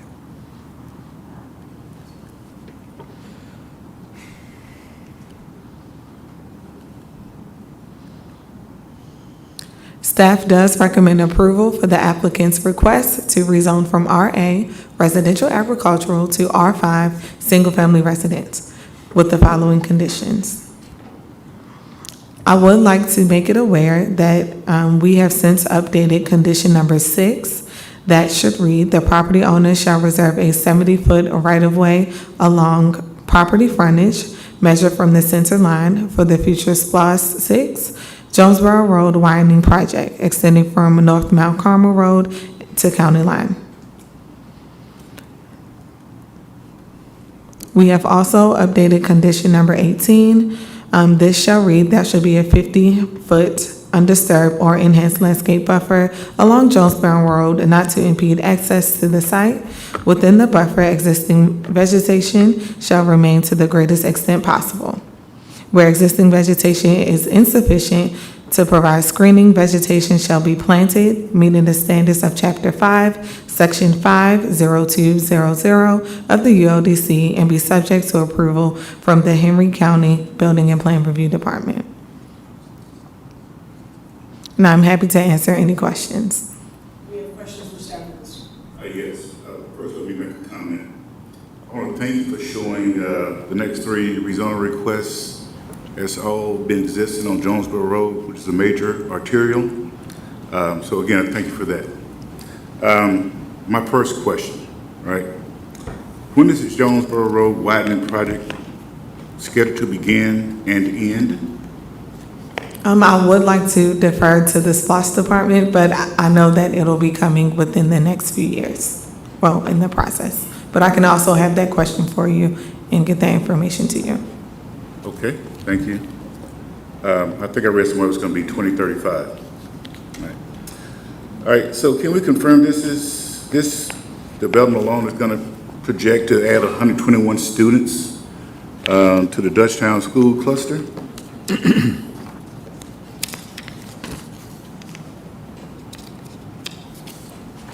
According to the Henry County Board of Education, there is an estimate additional of 121 students, which will be located at Dutchtown Elementary, Dutchtown Middle, and Dutchtown High Schools.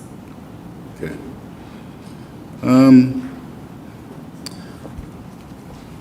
In the agenda package that was presented, that I actually reviewed, it illustrated there were no modular homes at Dutchtown Elementary School. I actually counted 7 yesterday myself, so Can we validate?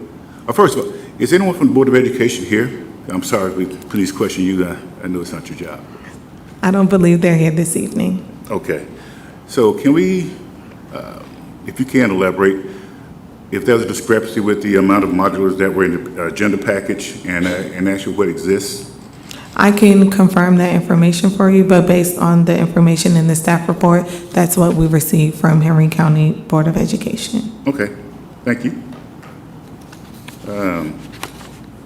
That's it for now. Thank you. To quickly add to that, correspondence with the school board via that letter, that was dated April 8th,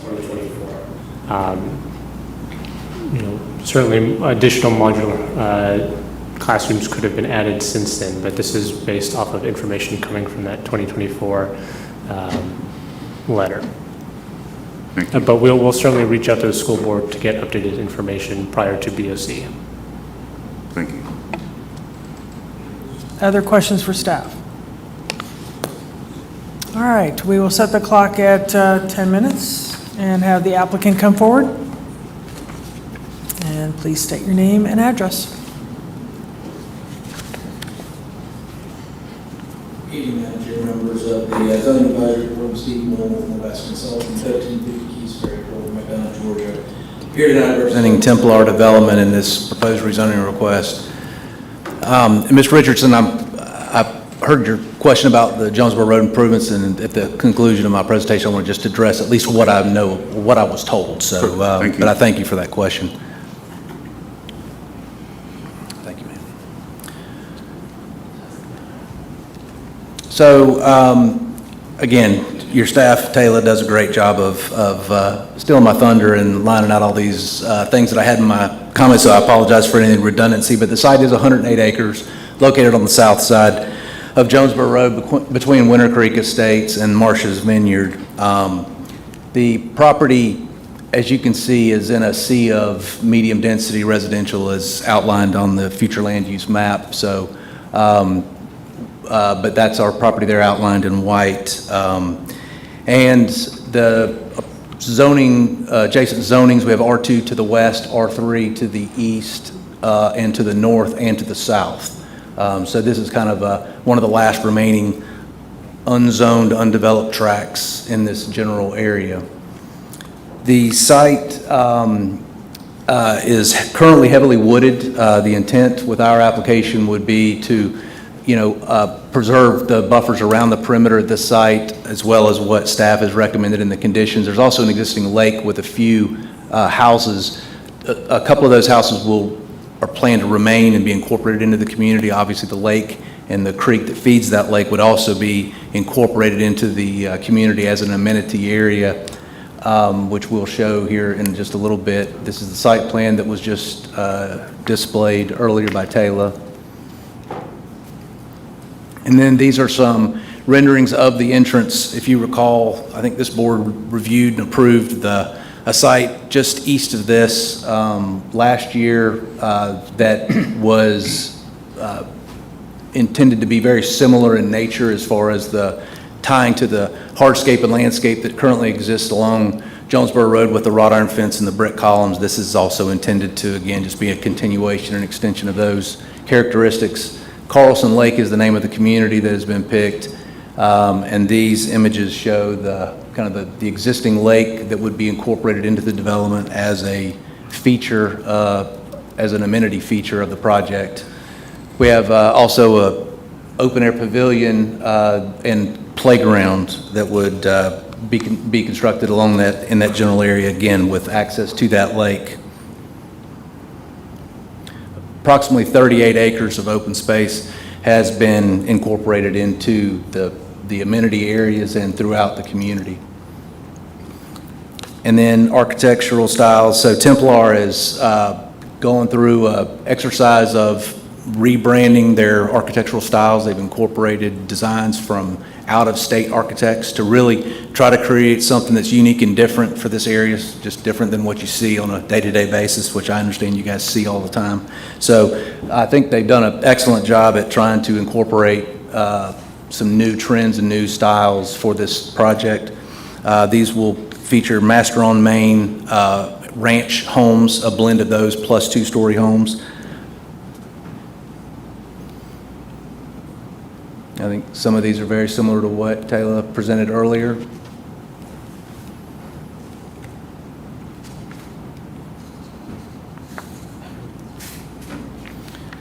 And then there's just some images of street view and then kind of an overhead view of the community.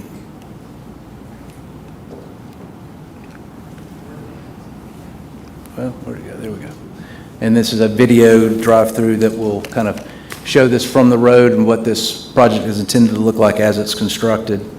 So these lots are quarter-acre minimum lots with an average lot size of 12,000 square feet. They're 75-foot wide lots, so they do allow for a slightly larger footprint that you saw in some of these renderings with the 2.5-car garage or the bolt-on garage, whatever they call it there. But these are, for the master on mains, would propose as 1,800 to 2,300 square foot homes. The two-story products would be in the 2,200 to 3,500 square foot range. This is obviously a picture of the amenity area. You can see the lake behind. And these homes are estimated to start in the mid-400s by the time this goes on the ground.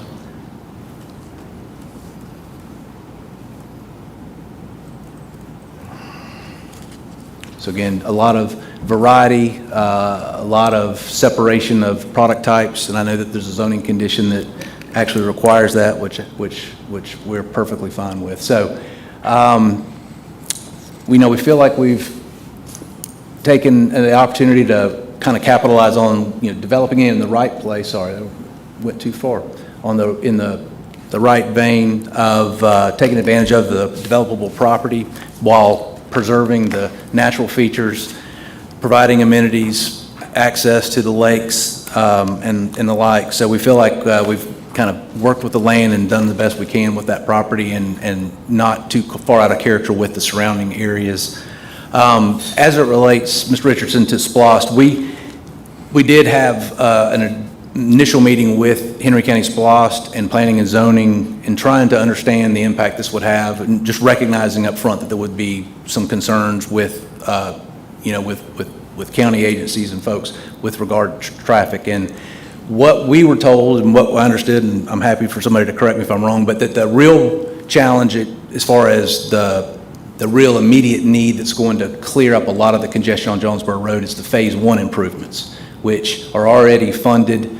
I think the design is complete. I think they're about to let the construction go, and I think that, at least what I understood was 2028, 2029 timeframe is when Phase 1 would be approved. And Phase 1, I think, is from Dutchtown Road to the interstate. And so that apparently, based on the information I got from SPLOST in their studies, was that's where the real log jam was for traffic, and that once that's fixed, that there will be significant improvements up the line.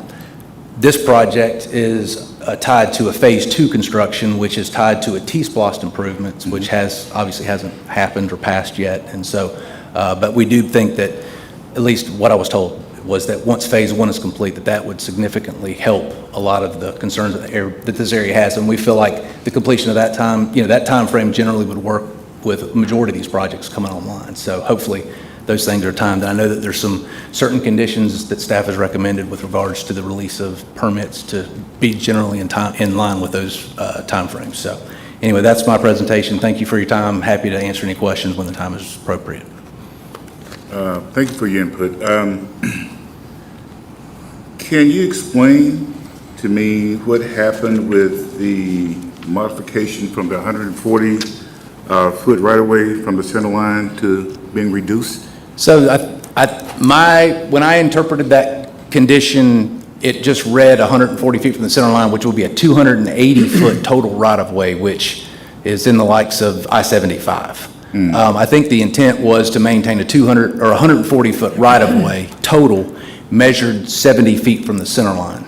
I believe that was the intent, and that's what we proposed. That's generally in line with an arterial roadway.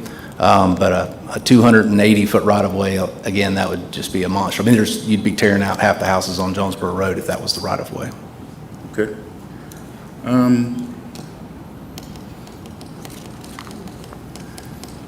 Are you all I heard you saying about in the discussion with different departments about the Jonesboro Road widening. Yes, sir. Timeline. We have 3 rezoning requests, as mentioned earlier, that are coming before us tonight. And no one has to tell me about the congestion on Jonesboro Road. Right. And I hear potential, right, of clearing up some of the congestion, but it's reality. And adding 200 homes, 200 plus homes, plus the additional homes on Jonesboro Road, it's going to be a nightmare. So have you guys thought about any funded improvements to help alleviate until the T-SPLOST is actually approved, ascertained and approved? I'm sorry, you said funding? Yes, to alleviate traffic. Sure. I know that there were initial discussions amongst the groups that are involved in all of these zonings. There was never any 100% number settled on, and I think there was some discussions of whether or not that was appropriate, how to even make something like that happen. I think there were some groups that were willing, and there was general consensus that, if there was a way to do it, that there would be some collaboration. I think that the settlement was to focus more on the release schedule of the lots that would not flood the market with all of these lots at one time. And so I think that's where the general, framework ended up with, was just, rather than it being a contribution, it was really just slow the release down to be able to allow the construction to complete before the lots started coming on the ground and in the roads. Okay, thank you. Yes, sir. All right. Is that proceed? Okay, Mr. Risher. We're looking at the reports and the maps. It appears that R2 is really the predominant zoning in that general area. And have the applicants considered that and maybe going with a lower density such as R2?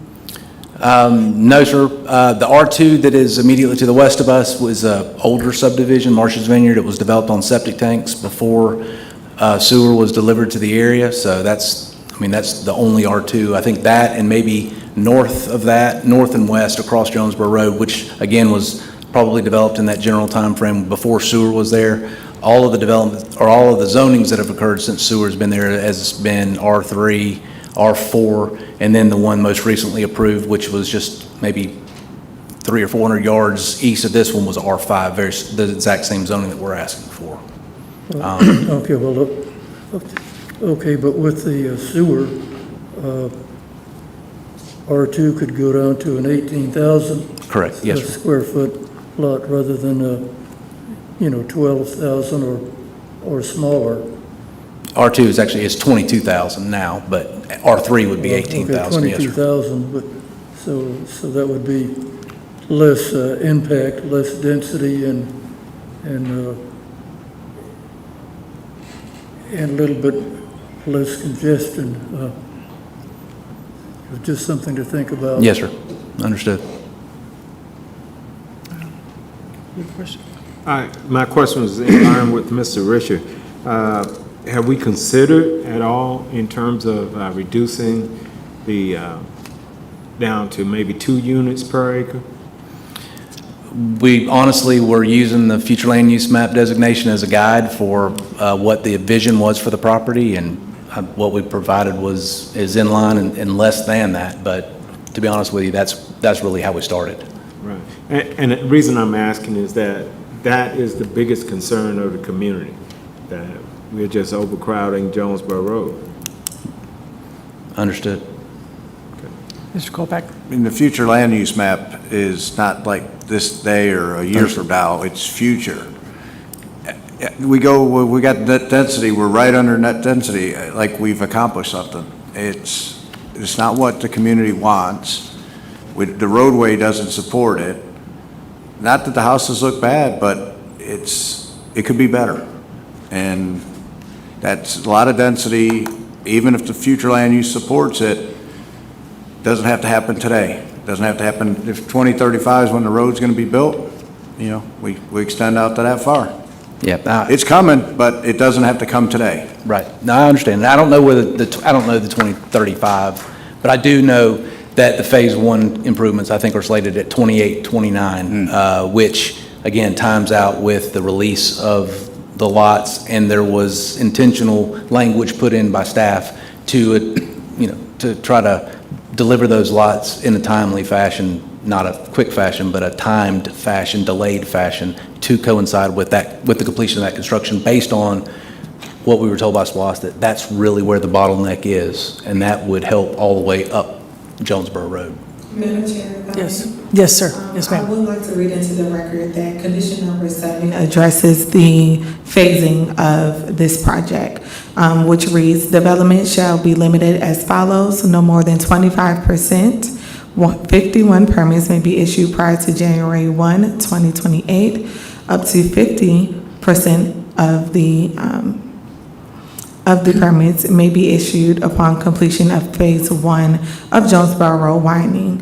All remaining permits may be issued after January 1, 2028, or once construction of Phase 2 has commenced. So staff, as well as SPLOST, has came up with this condition to work out the road widening as well as the permits being issued.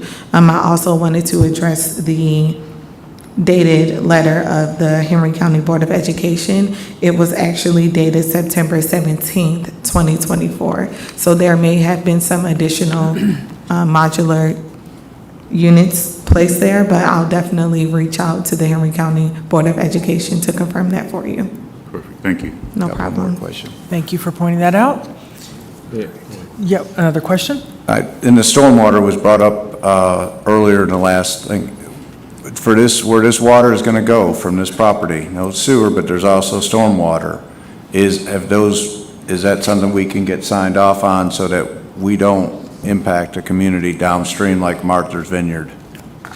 Well, I think Martha's Vineyard's upstream. I think it all goes. the But other- to yeah, your point, yeah. yes. I mean, we have state rules that we have to follow as engineers. We will slow the water down. It'll be cleaned. It will be treated. There's 4 levels of detention and treatment that would happen before it releases to any natural waterway. So the answer is yes. It would. I mean, otherwise somebody's going to get in trouble. Thank you, sir. All right. Thank you very much. We will move on to anyone else having support for this case with the remaining 2 minutes left.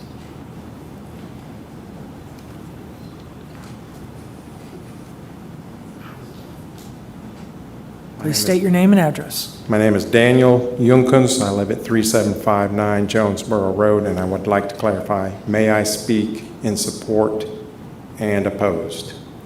You got 2 Can I minutes do and both? 3 seconds. We'll let you straddle that. I mean, I can come back second. Yeah. In the map that shows the layout, there are 4 individual lots that have become landlocked in this subdivision that are right on Jonesboro Road. My wife and I have lived here since 1994. We bought the property from Randy and Amy Chafin, and as I walked up the stoop, Randy said, you know, they're going to widen Jonesboro Road. They got plans to make it 4-lane. This was 1994. So I knew it was coming eventually. But there are no better neighbors in Henry County than the Moore family, the Chafin family, and I'm very happy that as a unit, they've taken great care of this property, and they've been great neighbors. But if you look at the top, there's 2 little cutouts that the subdivision comes around. That's one house, a couple properties. That's where my negative side's gonna come in. But these people they've been great stewards of Henry County. They're great Christian, proper, wonderful people, and they have made our life better living next to them. Their kids and our kids were friends, and I support that for them, very much so. And thank Thank you very much. Thank you. Anyone else in support with a few seconds left? All right, seeing none, we will move and reset the clock. We'll reset the clock for opposition. Can you make it by 20 minutes? I'm just teasing. Daniel Junkins, 3759 Jonesboro Road, Hampton, Georgia. Like all of you have said, traffic is crazy. When we moved here on Jonesboro Road in 1994, we could play football on the street. Whenever a car came, we'd say, "Car," and everybody step aside. And, okay, I'm happy that everyone is getting to move to Henry County and see how wonderful it is. But to put 200 additional houses around our property, and now all of a sudden, of course, Jonesboro Road is going to widen, and with a 70-foot buffer, I don't know, maybe our whole property is going to be condemned. I don't know how that works out. But I'm very anxious about this development. I see that you have to have it phased in pieces. But as a Henry County resident since 1994, I love living here. My wife and I are in our early 60s. We planned on retirement. We've built our retirement home right there, and apparently we got to start over now. Drama. But that's life. So a lot of traffic. It takes me 10 minutes to get out of my driveway now with 400, 200, 400 more cars around. I don't know where the driveway is. I was looking in those nice pictures that the community did for where was my house in those pictures, but I never saw that. So I'd like to know what Templar thinks about those two properties. Are they planning to wait till our property gets condemned and then just buy pennies on the dollar? I don't know, but opposed. It's just. Thank you. I know that there's opposition, so make sure to state your name and your address so that we can move through as quickly as possible. I think you all should know me by now, but I'll go ahead and reintroduce myself. Connie Snow, and I'm with Conserve Henry, 426 Chase Marion Way. At some point, we've got to stop and let the infrastructure catch up, and I keep repeating that. I don't know if you guys realize, but a couple of years ago, FBI's most wanted sex trafficker was caught off of Jonesboro Road. Not to mention the crime is increasing, so adding more people increase crime. You've already had 8 deaths in our jail in the past, I think, year and a half, right? Jail severely needs to be extended. We need to add more room because the crime rate around here is just going astronomical. Again, adding more people is going to add to the issue of our schools failing. We're at 27 schools failing right now. We're on the verge of being Clayton County. If you remember, Clayton County lost their school accreditation, property values tumbled. Then on top of that, going back to the stormwater issue, Moore Bass can sit up here all he wants, but when he's asked questions, he's like, well, I don't know. I think, we haven't really talked about it. We can't keep approving plans based on when developers go, well, hadn't really thought about it. We can work on it later, but let's approve it. Let's approve it when the infrastructure can't support it. Let's make every citizen in Henry County's life miserable. Let's make sure they sit in traffic every day when they're trying to get home to their kids. Let's make sure we put our kids in failing schools. But let's just keep cramming the people in. I'm opposed to this development, and I'm opposed to all of them until we fix our infrastructure. I'm not against growth, but I'm against irresponsible growth.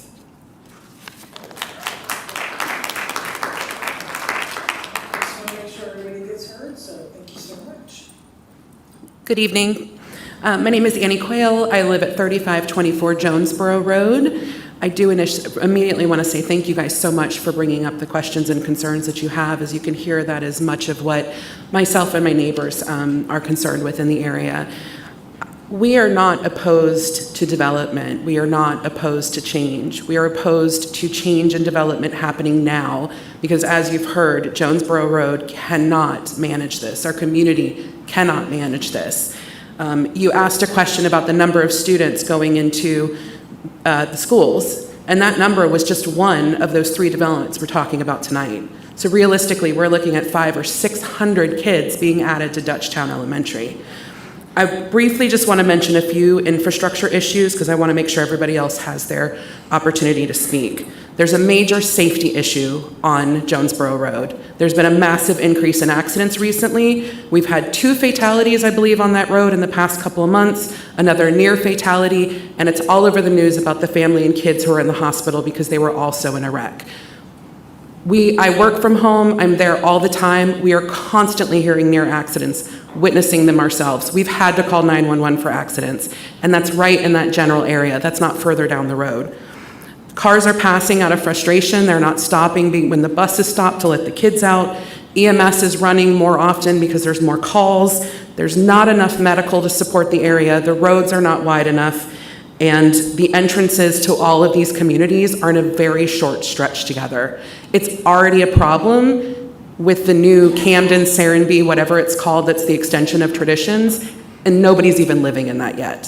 So we ask you, please consider denying this. Thank you.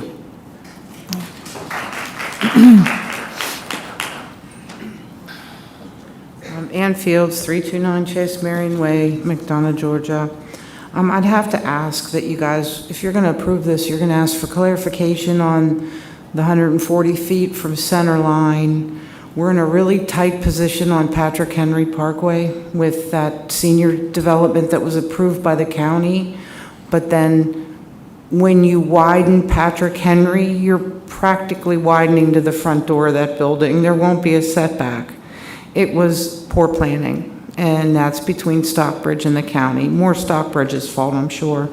But I want to remind everybody we are looking for that farm aesthetic. We've had success with 2 developers, the one in Ola that was presented a month or 2 ago, and they're bringing in that farm aesthetic for that community, and that was the over 55 community that they've proposed and the commissioners approved. They really nailed the aesthetic of that community. And I want to remind all of our developers and our wonderful staff on these boards that we'd like to see more flowers, less grass around the detention and retention ponds, more Georgia pollinators, anything that's going to attract the bees, the butterflies, the good insects that help the ecological environment. We need that here. And we are asking more developers for a farm-like aesthetic because it's not that hard to pull that off, especially from the street view. To be able to create an environment that allows us to look like we're driving through the country. Thank you.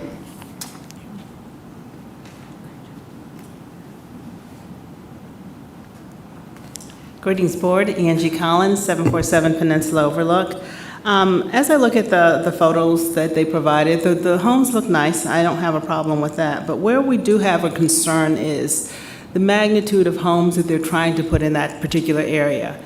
I moved here, almost 20 years ago, and Jonesboro Road, I'm 5 minutes from that shopping center. It was easy for me to get down there. Now, it can take me 20 to 25 minutes to get 5 minutes away. And so when you think about what the gentleman who presented this said, he said, you know, we just approved a development that's not finished, that they're still currently working on. And so when you look at the 200-plus homes, I can't imagine what it would be like to have a child in the school system right now.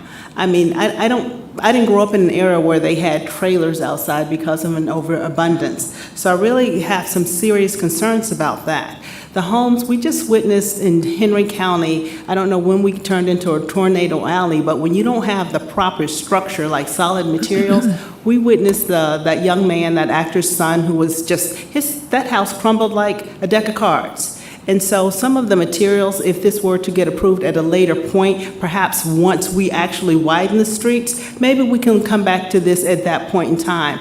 But Jonesboro Road, yes, this is a land-rich county, but to continue to force things down there that don't fit, when you look at some of the water structures that we're having and all of the other concerns, it just doesn't make sense to approve something like that at this point in time. Sure, it's going to grow. We know that, but we want to be smart with the growth that we do have. So at this point, even though it looks like a nice property, I would say let's just pump the brakes on this for right now. Thank you. Got about 30 seconds to go, 35 seconds. Good evening. My name is Jean Kessinger. I live at 323 Rocky Creek Road, and I'll try to be very brief. Yes, Jonesboro Road is a panic session. It's an accident waiting to happen. Last Thursday, there was an EMT ambulance en route to the hospital. It couldn't get by the traffic. I'm up on the curve, and it could not get by. Now, whose loved one was in that ambulance needing medical assistance? We can't do it. These are sardine subdivisions where they cram in the most. The developer gets their way and everybody else has to be okay with it. We're not okay with it. We want quality over quantity. We want structure. We want some really good quality homes. These Watten Battens plastic houses, we don't want them anymore. We have enough room. We have enough land. We want the better quality. And we don't want to have to pull up on curbs to let someone's loved one not get by because it can't get to the expressway. Thank you. Okay, let's see if we have any other questions for staff or the applicant. I have a question for Henry County Fire Department. Fire Department? A couple of questions, I should say. Okay.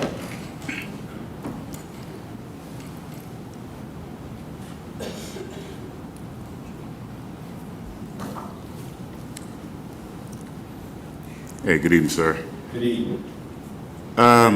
In reviewing this agenda package, it states that proposed plan do not meet remoteness.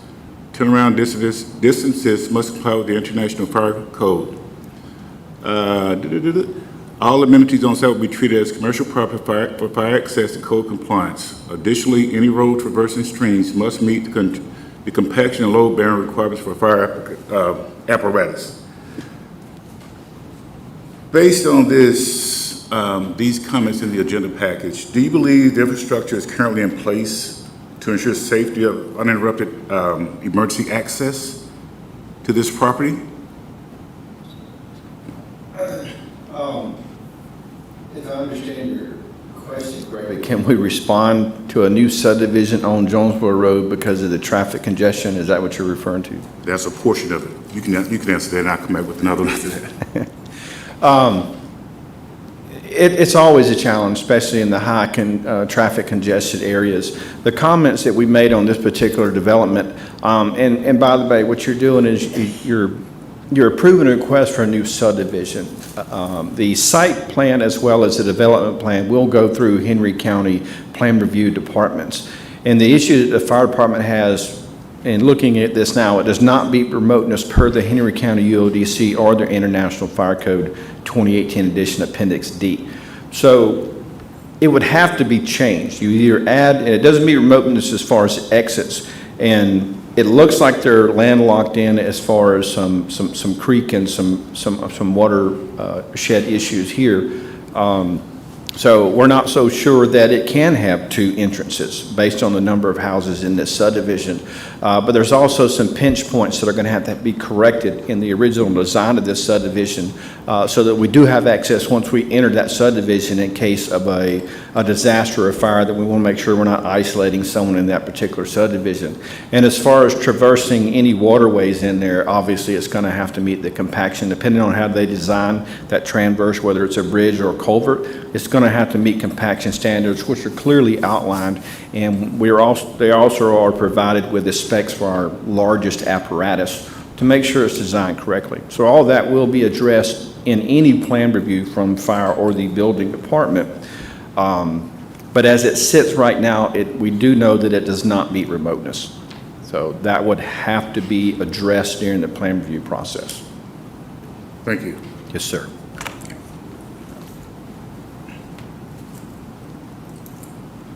Okay. Any other questions for staff or the applicant?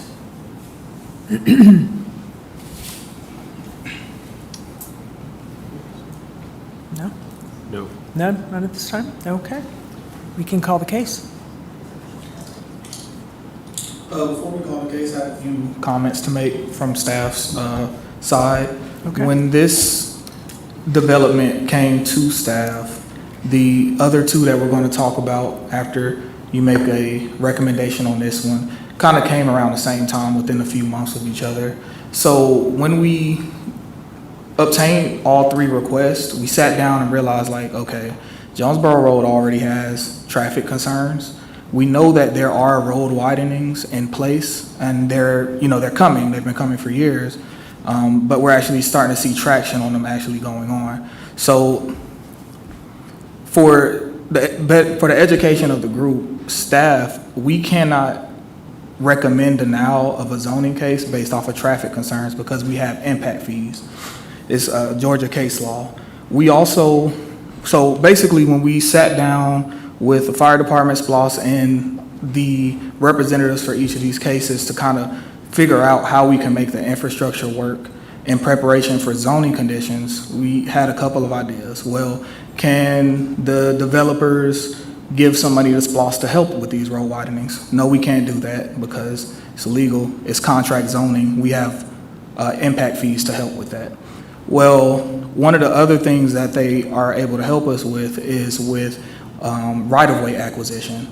I don't know if you've noticed, but the piece of the SPLOST process that takes up the absolute most time is right-of-way acquisition, because you have to go and chase down every owner and negotiate. Some of them, you can't find them. Then you have to go to condemnations. So one of the ways staff tries to help alleviate these traffic concerns is by helping SPLOST to obtain that right-of-way during the zoning process. We also did something new with that condition number 7, and there's a condition like that in each of these requests that phase out the development and as far as the buildings and when they can be permitted and CO'd.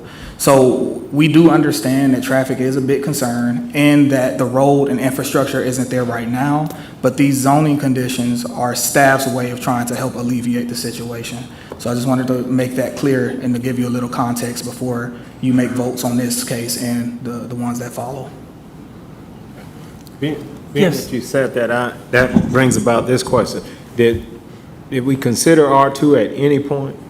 Yes, so staff definitely considered, we asked the developers, okay, can you go down to a lower density?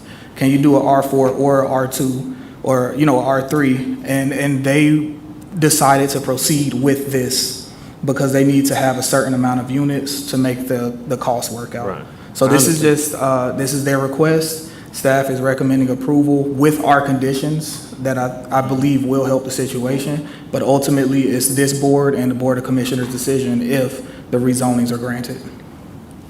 Okay.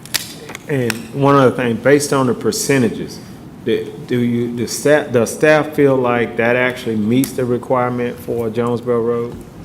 So when speaking with the SPLOST department, like Mr. Moore stated, the real concern was getting phase 1 done, because that's really where a lot of the congestion is.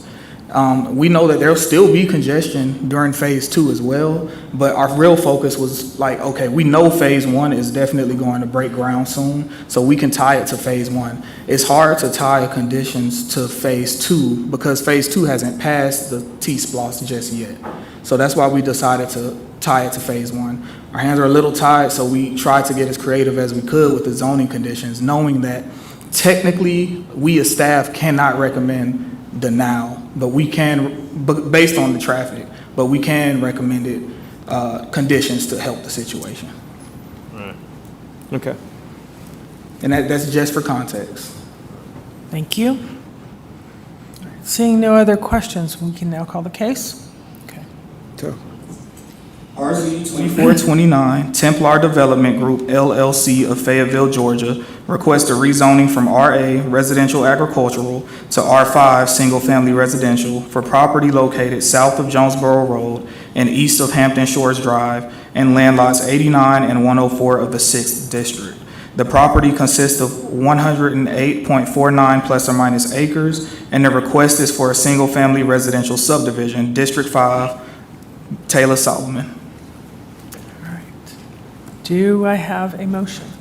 Yes, I respectfully move to deny rezoning application RZ 2429, not out of opposition to growth, but in defense of sustainable growth that matches our infrastructure, protects our children's education, ensures emergency response remains timely, and honors the promises made in our comprehensive plan. Thank you. Do I have a second? I have a second, Mr. Kolpak. All those in the motion for denial of this request, Have please. discussion, please. We can have discussion, Okay. sure. Thank you, I'm sorry. In line with,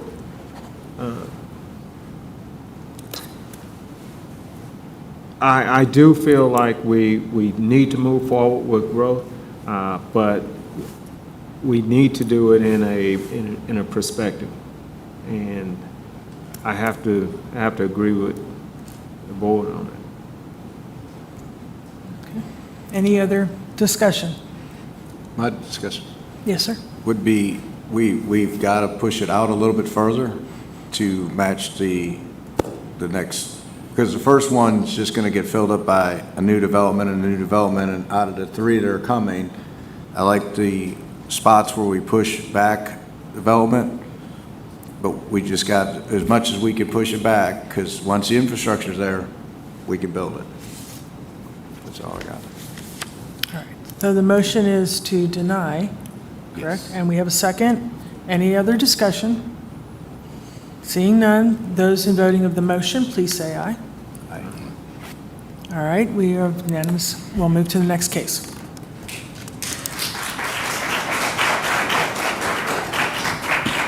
RZ 2501, Perry McElroy Jr. and Jeanette McElroy of Palmetto, Georgia, request a rezoning from RA Residential Agricultural to R5 Single Family Residential for property located north of the intersection of Jonesboro Road and Harvingling Pass, and land lots 55, 56, 73, 74, and 81 of the 6th District. The property consists of 116.72 plus or minus acres, and the request is for a single-family residential subdivision, District 2, presented by Kenta Lano. Good evening, Chair, Vice Chair, board members, and others of the Henry County community. The item before you is for property located north of the intersection of Jonesboro Road and Haverling Pass, consisting of 116.72 plus or minus acres. Property is currently zoned RA Residential Agricultural with a future land use map designation of medium density suburban, maximum of 4.0 dwelling units per acre net. This is the site plan that was submitted by the applicant with the request to rezone the property from RA to R5 for the purpose of that detached development with 313 lots, density of 3.93 plus or minus, 3.93 dwelling units per acre net. Minimum lot size for the request as proposed by the applicant is 6,000 with an average lot size of 10,890. Here are some elevations that were provided by the applicant. Applicant is requesting to rezone that property from RA to R5 for that detached product. Property is located within the Highway Corridor Overlay District and would meet the standards therein. Here are a few comments that we've received from various departments, including Public Safety, Police, Fire, the Henry County Water and Sewage Authority, the School Board, and Departments of Transportation and Transportation Planning. Once again, 313 lots, density of 3.93. The interior lots to the subdivision meet that 6,000 square foot that the applicant is proposing, with those exterior lots a little bit larger, averaging out to that 10,890 square feet. The site plan will indicate a tying into the existing Gates of Page Creek subdivision via Beach View Road. That'll be east of the subdivision, north on the plan here. In this little stub out here, again, Gates of Page Creek right here. Staff does recommend approval of the applicant's request to rezone the property from RA to R5 with the conditions shown on the screen.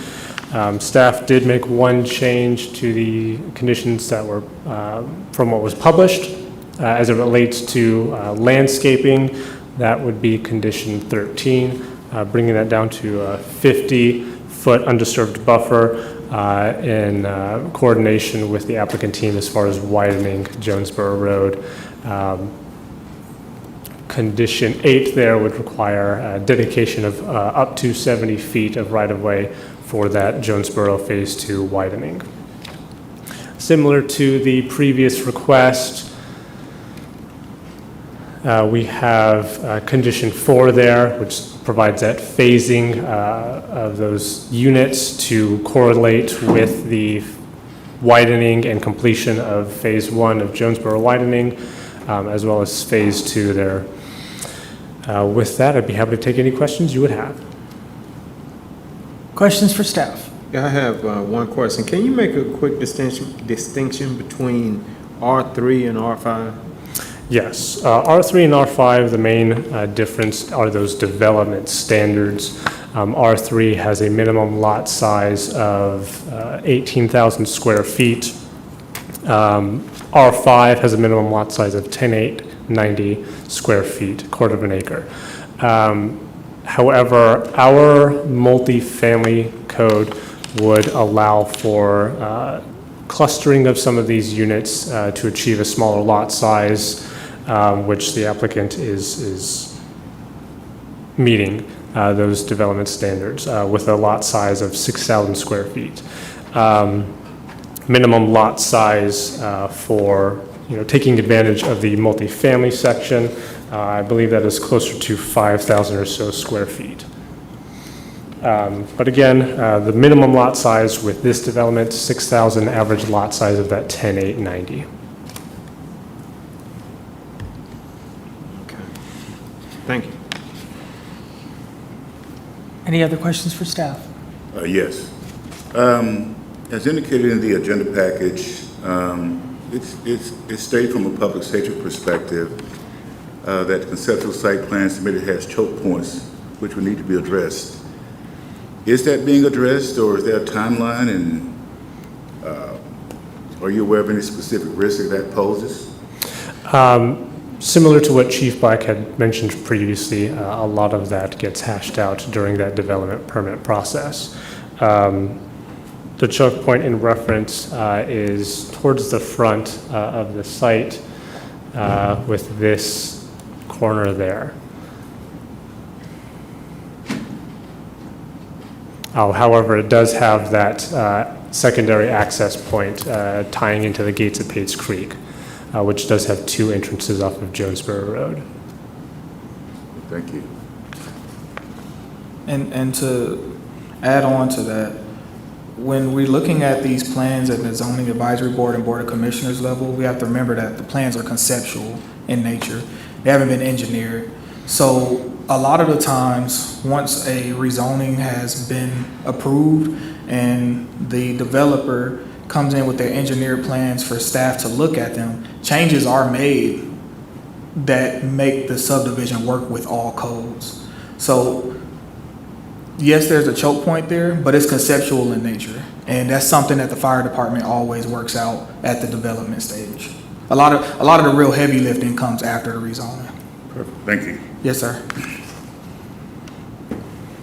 All right. Seeing no other questions, we'll have the applicant come forward.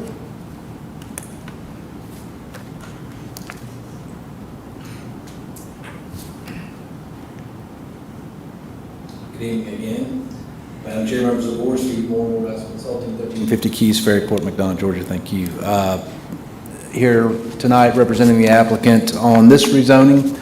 And to the point of, again, Ms. Richardson, you're asking great questions about the choke points in the fire department. We've actually, very recently, the fire department has really kind of started taking a very hard look at some of those items. And we've actually started at the planning stage early on, trying to get in front of these issues. I mean, this is very recent, like we have a couple of projects that are in the planning phase right now, and that's been a talking point, is going ahead and getting that input now to try to deliver you guys the most updated, accurate plan that's going through that's been vetted in that department. So I just wanted to just make you aware of that.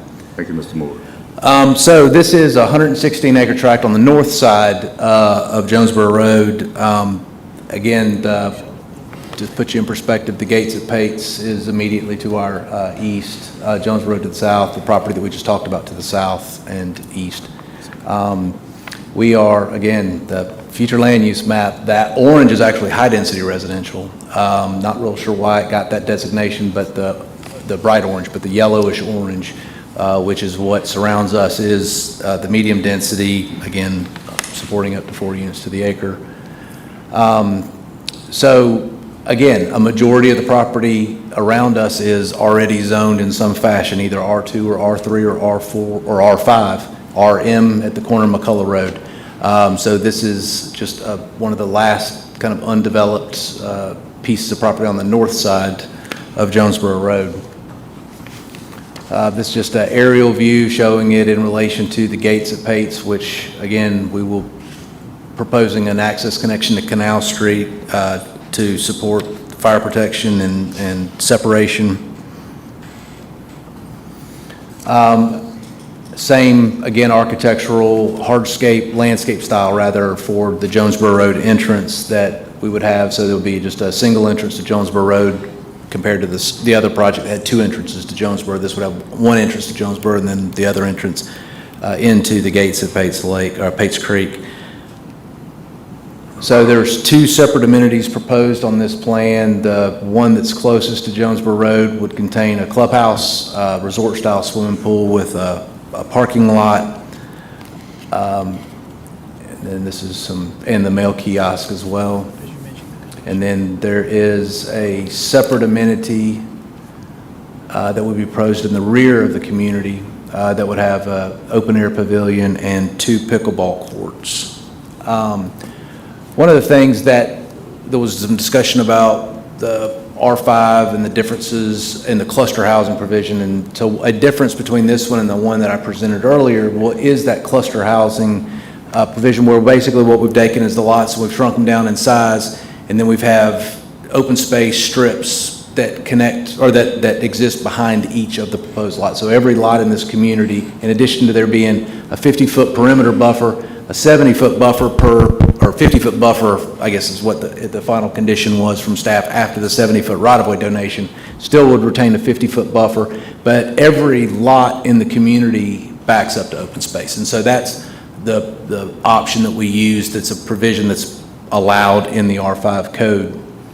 And so, again, these are slightly smaller lots, but every lot backs up to open space, and that's the development proposal with this project. So these are just architectural styles, some street views throughout the community.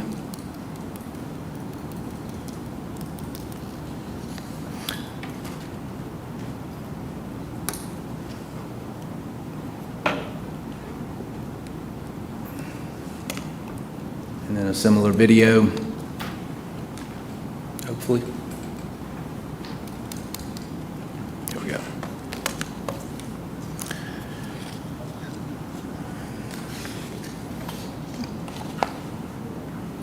So this community, in addition to as compromised from composed of the 50-foot buffers throughout the community, has approximately 21 acres of open space. These homes are 1,750 square feet to 3,250 square feet, predominantly due to the size of the lots. There'll be 2-story homes, whereas the other one had some ranches. These homes are estimated to range, again, start in that low to mid $400,000 range. Given the size of the project, the build out of this will, not complete until 6 or 7 years from now. And that would be a very similar with the prior project. Just by the time you get through zoning and the engineering design, site development, and then vertical construction. So just for a complete build out. But anyways, a picture of the pool, or the pickleball courts here, the open air pavilion, and then again, just some aerial views of what the overall project is intended to look like.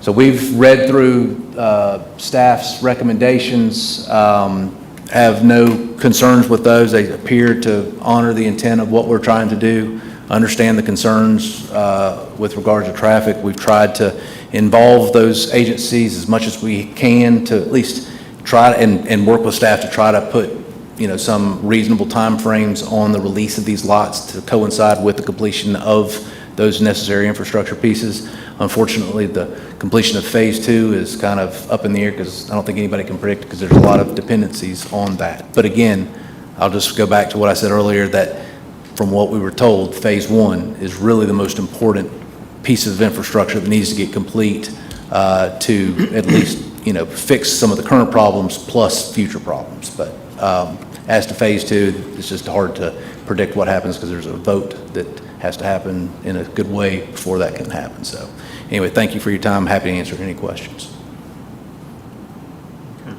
Do we have questions? I do have one question in line with condition 7, the 25% that you guys have discussed. At any point, would you consider going less to maybe 10% until this project is, and I realize there was a lot of thought put into, but we're at a point where this is just, the congestion is just so intense until we kind of need to go overboard.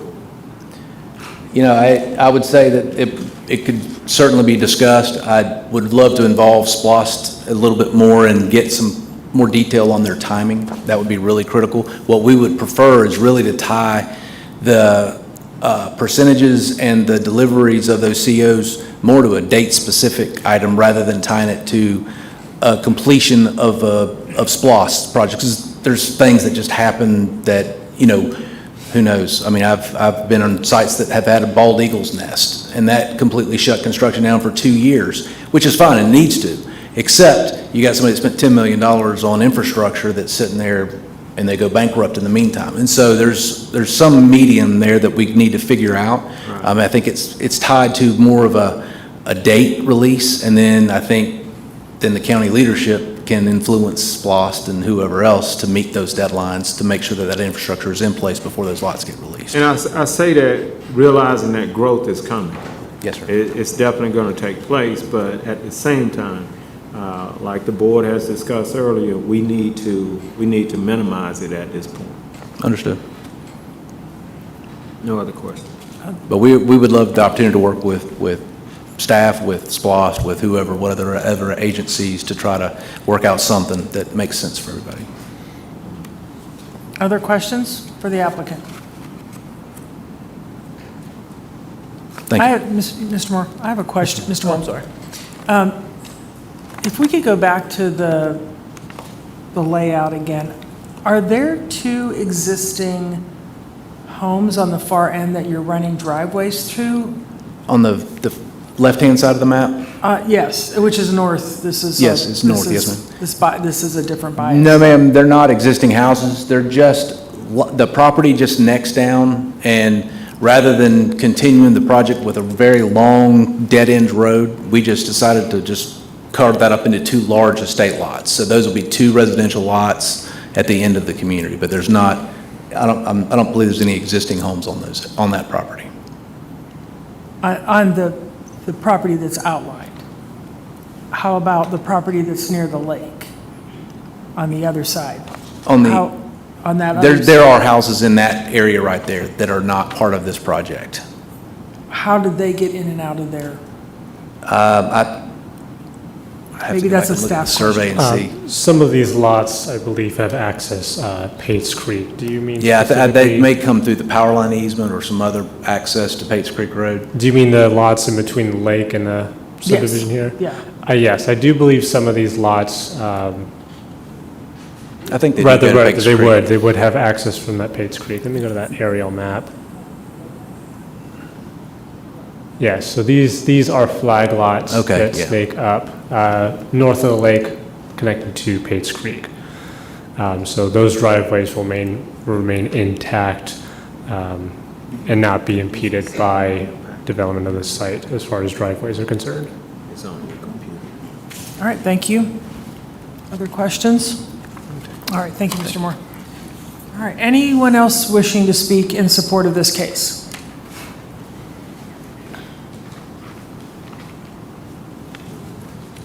All right, seeing no one, we'll reset the clock, and please just, again, want everybody to get to speak, so anybody in opposition, Please give your name and your address, and then we can move through, which we really want to hear from everybody.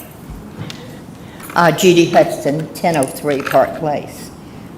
Mine, I definitely oppose this. It's my understanding this also connects in with Pates Creek, which I oppose. We've already got enough traffic on these roads, and Pates Creek too, and it's going to connect with Pates Creek and have an entrance on Pates Creek. The traffic is horrendous on Pates Creek. Try to get out on McCullough to make a left or a right at any time of the day, not just during school session. It's impossible. Or try to get out from Pates Creek onto Noah's Ark at any time of the day. And I definitely oppose this road. And then we'll go on into the Pates Creek development, which I will oppose to. Thank you. Thank you.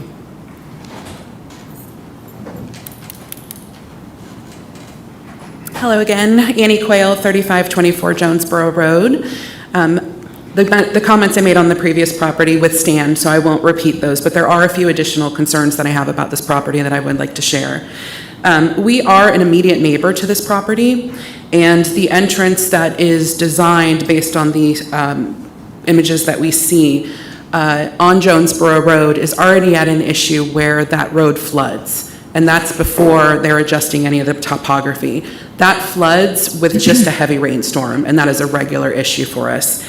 In addition to that, the additional subdivisions that have been built there have caused additional flooding as you head towards McCullough. And there's already another subdivision being built on the corner of McCullough and Jonesboro. So we're continuing to add to that as we're changing the topography for the land. Specifically for us, if that topography changes, it's going to force flooding into our home, which is going to obviously be an issue. We're pretty confident that that is a flood zone already and is a watershed area, so that's something that is also of concern. Additionally, I want to mention concern about safety again, and I do want to give you a bit of an anecdote to show the seriousness of that issue. I am a volunteer for Henry County Emergency Management and Homeland Security. Safety and security are very important to me. The early part of June, I volunteered to assist with their kids' public safety summer camp at Jonesboro, or at Nash Farm Park. One of the days of that, there was an accident on the corner of McCullough and Jonesboro Road. This public safety summer camp was represented by every one of our entities of emergency response and public safety for this community. It took many of those members that were supposed to be at that camp 45 minutes to go just a few miles to be able to participate in that. When they arrived there, they were complaining about the traffic that's constantly an issue on Jonesboro Road. And this was in their personal cars. This is obviously a problem. The last couple things I just want to briefly mention is that there are multiple entrances to subdivisions that already exist within this small space. There's 4 that are essentially directly across from each other. There's 7 within an even shorter distance from that. That traffic is already building, as I mentioned before, and there's no traffic metering that exists in that area. So this is going to continue to be an amplified issue. The last thing I want to mention is the issue with traffic going to the schools. If you've ever been down to Dutchtown Road, or the Dutchtown schools, there's one entrance to it off of Mitchell, and then you go on to, I think it's called Dutchtown Road. That is a nightmare during school hours. Add all of this additional traffic on top of it, and it's still going to be a nightmare, even if they connect it through to the Flippin extension that they're doing.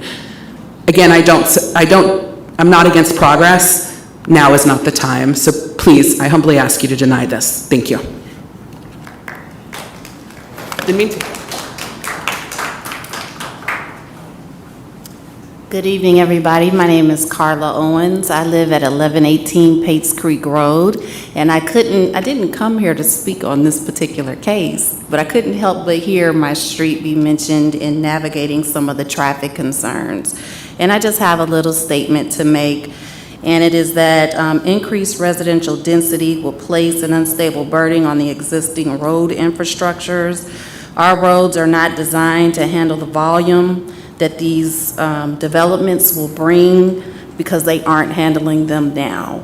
And so I just wanted to piggyback off of what one of my neighbors did state because I do live on Pates Creek Road, and we're struggling. Thank you.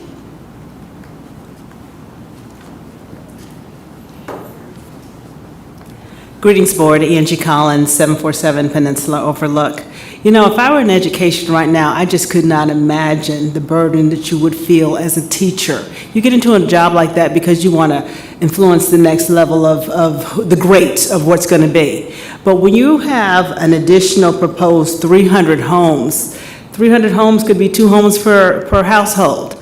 And within an area that's already overburdened with the what do you call those trailers that are out there for the children. It's really too much. The timing just isn't right now. I think everyone has said that we know we're in an area where people are going to want to live. We moved down here because we wanted to live here.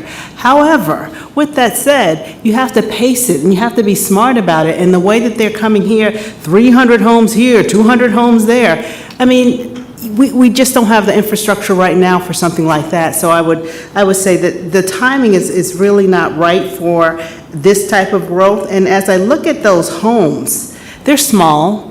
And again, we just witnessed a household that crumbled like a deck of cards. Can we not have them suggest something like some solid materials so that we could at least, if something were to come, they might stand a chance of actually standing up? So before anything is even considered to be approved, I think they should add some substance to those homes because they look a little on the cheap side to me. Thank you, Board.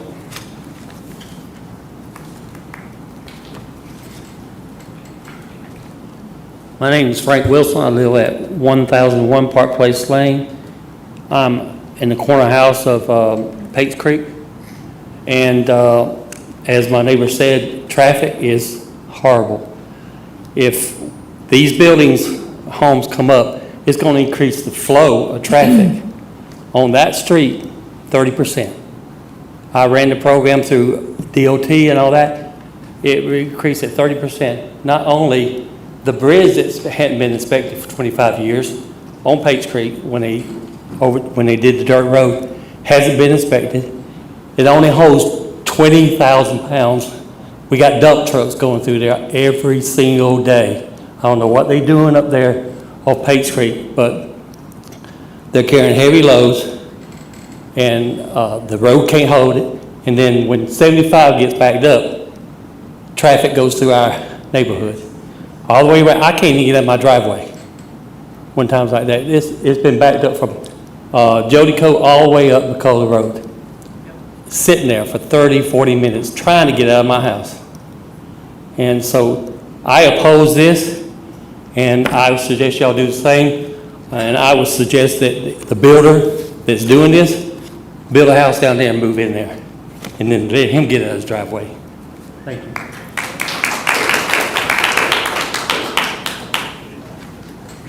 Hi, everybody. My name is Taylor Webster. I stay at 125 Villa View Way in Hampton, Georgia. And I just want to add, not piggybacking off of what everybody else was saying, because it's obvious that we have a traffic issue and school issues and everything like that. My comment is on the actual proposal of the property itself. I believe that as a Henry County resident and what the people of Henry County want, future home buyers, first-time home buyers, we want a quality product. For one, we want amenities that are family-oriented, and I do not believe that the amenities in these properties that we've seen this evening are truly family-oriented. Also, the quality of the home is not, I feel we could get more land. I think that's what people with home ownership, first-time homeowners, they're looking for the opportunity to build generational wealth, but I don't think that's just gonna come off the back of the house alone, sitting on just half an acre of land. I do believe that we're gonna need more land opportunity for people that are buying homes. So if the developers could take that into consideration moving forward when they do come up with these plans, that, you know, maybe we don't wanna be all close together like this. Somebody wants some space, you know what I'm saying? So that is my comment. Thank you guys very much for your time. Thank you. Anyone else wishing to speak in opposition to this case? Thank you all very much. Okay, staff. Do we have any other questions for staff?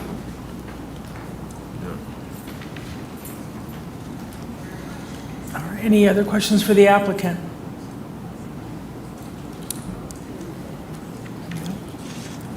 Guess we can call the case then. RZ 2501, Perry McElroy Jr. and Jeanette McElroy of Palmetto, Georgia, request a rezoning from RA Residential Agricultural to R5 Single Family Residential for property located north of the intersection of Jonesboro Road and Harviling Pass and land lots 55, 56, 73, 74, and 88 of the 6th District. The property consists of 116.72 plus or minus acres, and the request is for a single-family residential subdivision, District 2, presented by Kenta Lanham. All right, do we have a motion? Madam Chair, I make a motion to deny the request.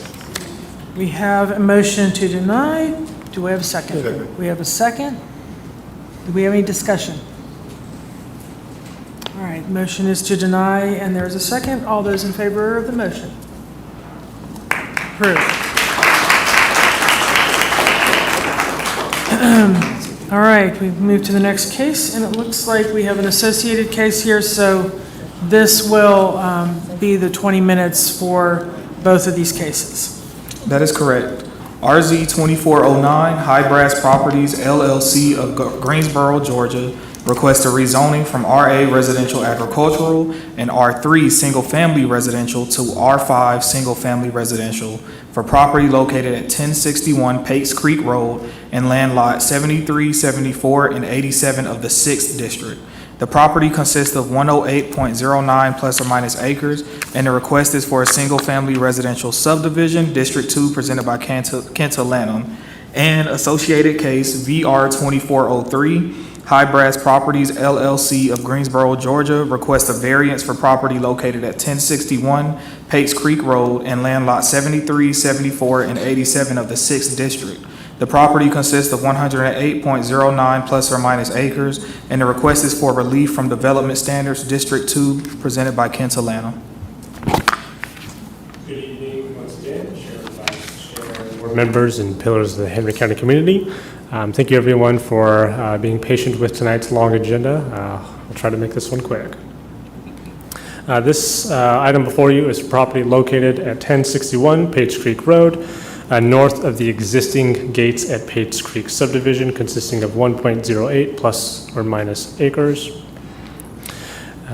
Property is currently zoned RA and R3 with a future land use map designation of medium density suburban, maximum of 4.0 dwelling units per acre net.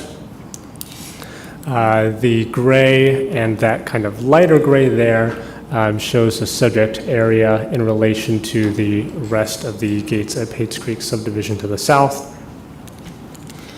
Request is to rezone RA and R3 to R5 for purpose of that phase 3 to the existing subdivision.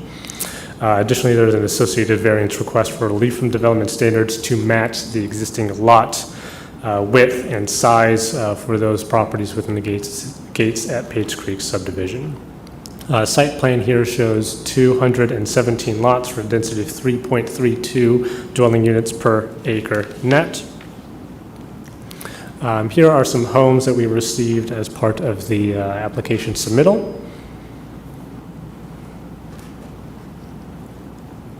And some comments from various departments, including Public Safety, Water and Sewage Authority, the School Board, and Department of Transportation and Transportation Planning.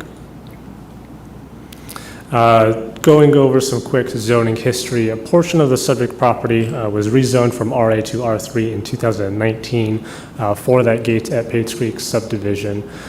This request again is for phase 3 of that development. 217 lots for that density of 3.32 dwelling units per acre net, which would be supported by that medium density future land use map designation. With the associated variance request, relief from the R5 development standards are shown here, reducing that minimum lot size and minimum lot width Setbacks, that difference is marginal with just a modification to the front and rear setbacks.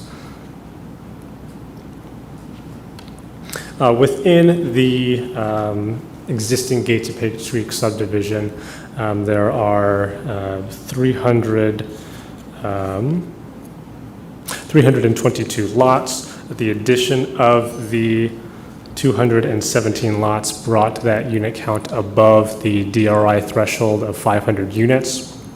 DRI is a development of regional impact, which requires state review and input from various neighboring communities.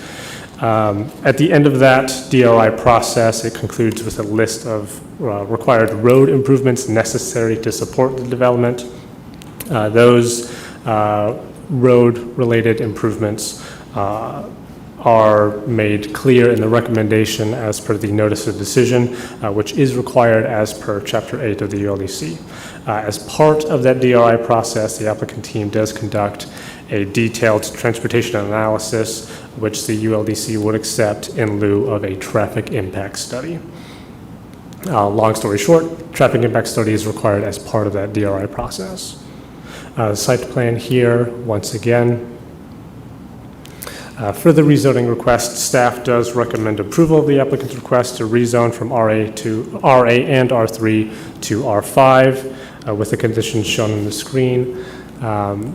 Staff has made amendments to the recommended conditions as it relates to the notice of decision and traffic impact study, just providing some clarity language regarding that notice of decision in condition 6 and removing the condition for traffic impact study as per condition 8. Again, traffic impact study was already done as part of that DRI process.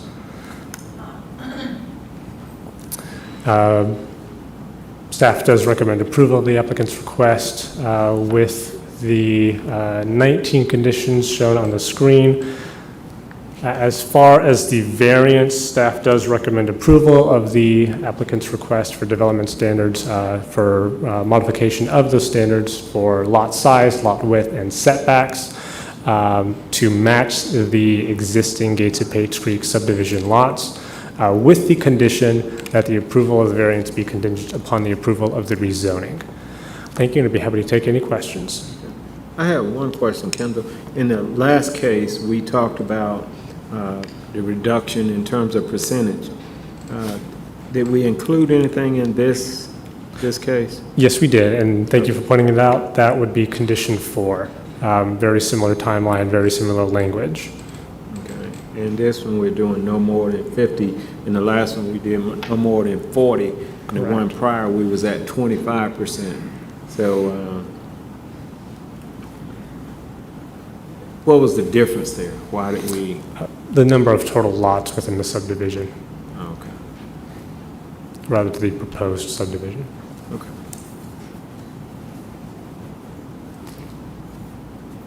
No, nothing further. Other questions for staff?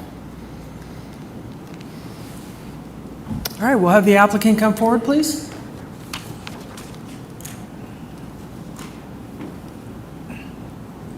And we're putting 20 minutes on for both.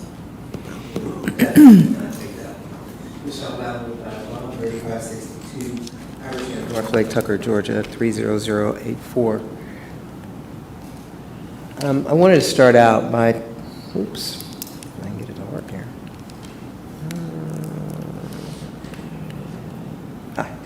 I wanted to start out by looking first at phases 1 and 2, which were rezoned back in 2019 under RZ 1715. And you can see here, this outlines the platting for those first 2 phases of the project, which has been developed by D.R. Horton. The property is zoned, that portion of the property is zoned R3. It has a mixed land use designation. Part of it is high density, the other portion is medium density.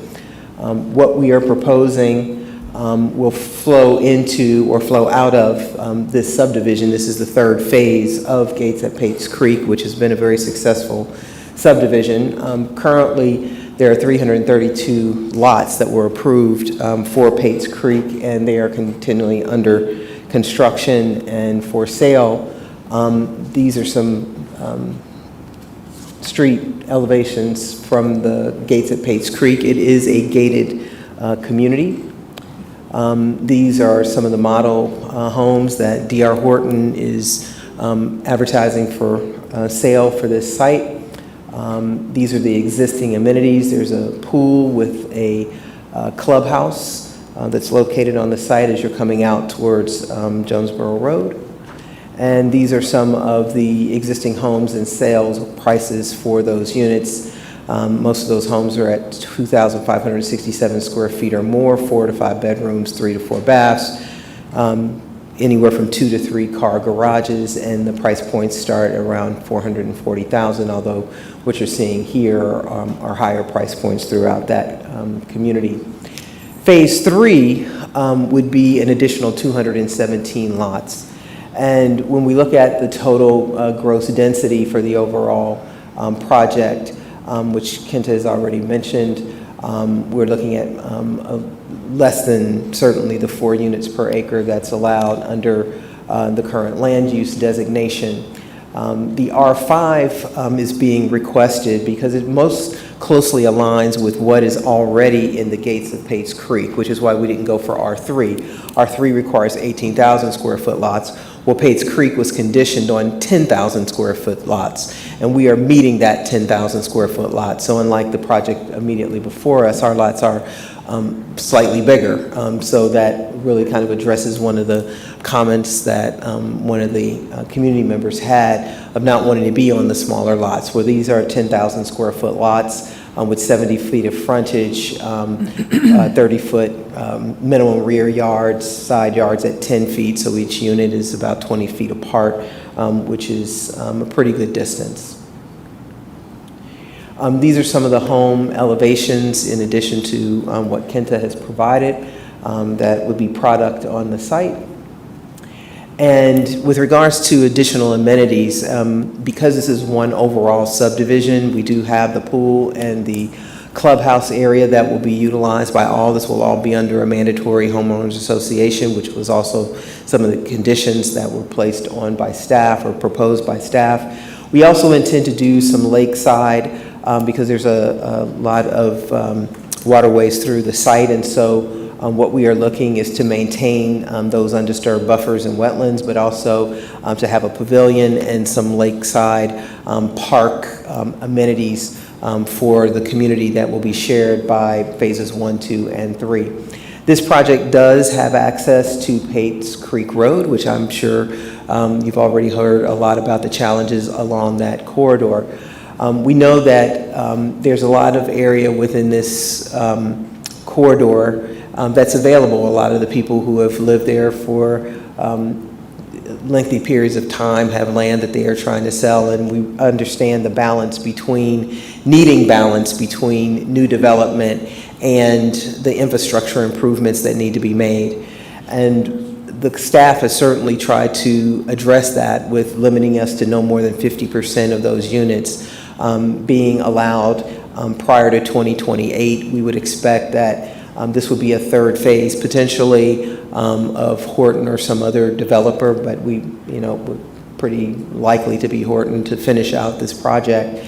And therefore, there's a pacing that they have as they are moving through with the new product and with the new sales within this very established community. I think that's really the difference between us and the other applications. Not that I don't love Steve and the product and Templar and those who have come before, but we are already there. We're not creating a new subdivision. We are trying to extend the subdivision and finish out the land that we already have for this project that has been very successful. So this will be gated on this side as well as a part of this community. And we are really excited about that potential extension. With regards to the variance that has been requested, we believe that that is appropriate. The 10,000 square foot medium lot is pretty standard in this area. At Gates of Pates Creek, again, we've got 10,000 square foot lots. There's a proposed subdivision that you all are looking at that also is coming in at that 10,890 average. Crystal Lake Village is at 10,000 square feet, and I guess that's Adagio. Don't quote me there, but you see that last space. That one is at 10,890, and so we would respectfully request the variance for the reduction, the slight reduction, because we want to be consistent with what's already been approved for Gates of Pates Creek. And once again, that was approved in 2019, and I believe in your staff report, you all do have those conditions that were approved at that time. So with that, we would respectfully request a recommendation of approval for both the rezoning and the variance. And one last point I wanted to make.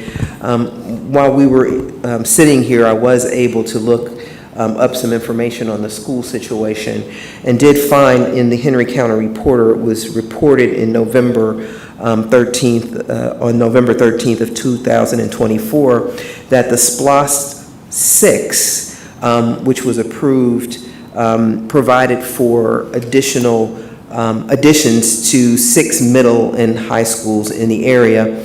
Dutchtown High School has already had its addition finished in 2023.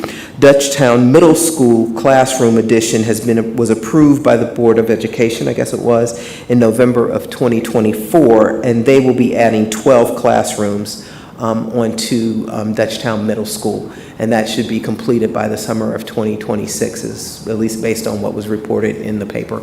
So that gives it little context that the school board is moving in alignment with the increase in student population. They had been looking at that in 2020 and had anticipated a need for more classrooms, and that's what they're supposed to do. They're supposed to look at what is coming and try and prepare for that, and that's what they have in fact done with regards to the new classrooms, certainly in the middle school. Thank you. Questions for the applicant? Yes, Ms. I have one question. Yes, sir. According to staff, DRI is requiring a traffic study. Now, if this traffic study come back and says that, okay, we need to improve the road conditions out there, what happens at that point? So the DRI has been completed, and the traffic study or traffic analysis was submitted as a part of that DRI review, and the notice of decision was issued. And so as a part of that notice of decision that was issued, it has been attached to the proposed conditions. It is my understanding, and our engineer is here as well, John Palmer, he needs to speak to this, but there were no specific requirements on this project. The improvements that are being done as a part of the SPLOST along Jonesboro Road would be able to address the issues, I presume, in the notice of decision that was issued. But we are not providing any additional access points onto Jonesboro Road. Our access points will be off of Pates Creek Drive. That's an 80-foot right-of-way. We did dedicate right-of-way along Jonesboro Road, and I'm not believing that there are any other specific things, but to the extent that the notice of decision requires us to make any improvements, we have to make those improvements as a part of. Okay. And what percentage of phase 1 is complete now? I believe all of phase 1 is complete. And they're in, Horton is in phase 2, I think. Let's can't, go I back. can't What say percentage how of many phase? lots they have left in phase 2, but they are in the process of completing, going through phase 2 now. So this is phase 3? Yes. So we know that projecting out, staff has indicated no more than 50% of the units before 2028. I think that's pretty aggressive, that hard to believe that between what they're selling now and the infrastructure that has to be installed, that it may take a little longer for them to get to the actual production in 2028, but it is certainly possible. I think that's why it was easy for them to agree to the 50% number. Okay, 50%, but give me the quick numbers again. The total numbers. So they've got 332 units that were approved in phases 1 and 2. Roughly 150 or 165, something like that. Roughly. You're speaking as far as what the condition requires? Yeah, the 50% before 28. 108 permits. Yeah, that's, they did 50% of the new units coming on board. That's Correct, 217. So that's how they got to the Yes. 108. Yes, thank you. It did not include what's remaining in phase 2, I guess it is. That is correct. Zoning conditions for zoning conditions placed on this property would not be able to affect the building permits of Gates at Pates Creek Phase 1 or 2, since those have already been Okay, already so received would you zoning. guys consider the 40%? I mean, we're talking 3 years, and that's, I'm going to let John come up and speak to that. 'Cause I don't want to say the wrong thing, so. How Mr. Long approaches, this is staff's condition. So Right. if the board wants to see those numbers lowered, then they're completely within their right to request that. okay. All right, well, that solves that. All right. We'll take 40%, yes. Thank you. That's all I have. Any other questions? Yes, Mr. Kolpeck. Tell me about the amenities for this community, please. So the amenities would be the existing pool and clubhouse along with. Wait, existing pool? There's an So existing These pool. 200 new homes aren't going to get their own pool? That was not the intent. What we were trying to do was to have the lakeside area that would also be accessible. Staff has certainly recommended the pool, and if that's what you all recommend. I would say we'll do 2 that. pools and a play area for kids, because if you're trying to build a community. We do have the play area, so that's not an issue. A field, a half acre to an acre of field? I'm not sure exactly on the back by the lake, the intent and what we have on the We site can't count the plan. lake. Let me, hold on 1 second. Let me try and go back. Okay, Kenta, we're not moving.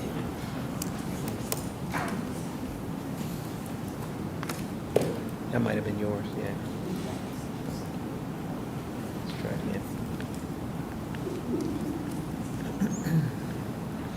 Okay, so that's the existing amenity. I hear what you're saying, which is, what are we doing in that part? And we've got the pavilion and the lakeside park, so there's a park that's intended at the top end. And John, if you want to give a little bit more context there. John Palmer with Falcon Design, 235 Corporate Center, Stockbridge, Georgia.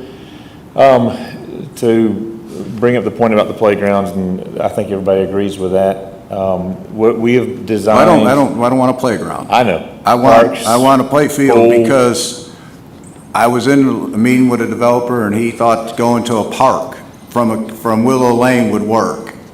I would like to see, in anything coming in Henry County, a park with that kind of subdivision, somewhere where the kids can all congregate and go have fun. Sure. I don't. It doesn't disagree cost a lot of money other than you just don't build as many lots. I don't disagree with you. So we can work with the, I think they're clapping for you. We will, They'll boo him later. Yeah. We'll work with the, we're not the developer, we'll work with them to come up with a good place to put an additional park. We may be able to expand it around, so you can't really tell on this, we have a color rendering, but there's a lake, actually 2 lakes on the left side of the page, and there's a park at the end of that cul-de-sac at the top that has a pavilion, it has grilling stations, it has park benches, and it will have a little dock out to the lake for the community, but we can expand that area potentially to create more of a playfield environment also at that same area. And I'll talk to the developer and see if we can make that happen. And if you make it a condition, we'll make it happen. I would just think with 200 new houses, I would definitely want a pool or 2, if they even be considered. Because I don't know, there's a subdivision that has 400 residents and they got a little junior pool. It didn't work a few years ago and it's not working now.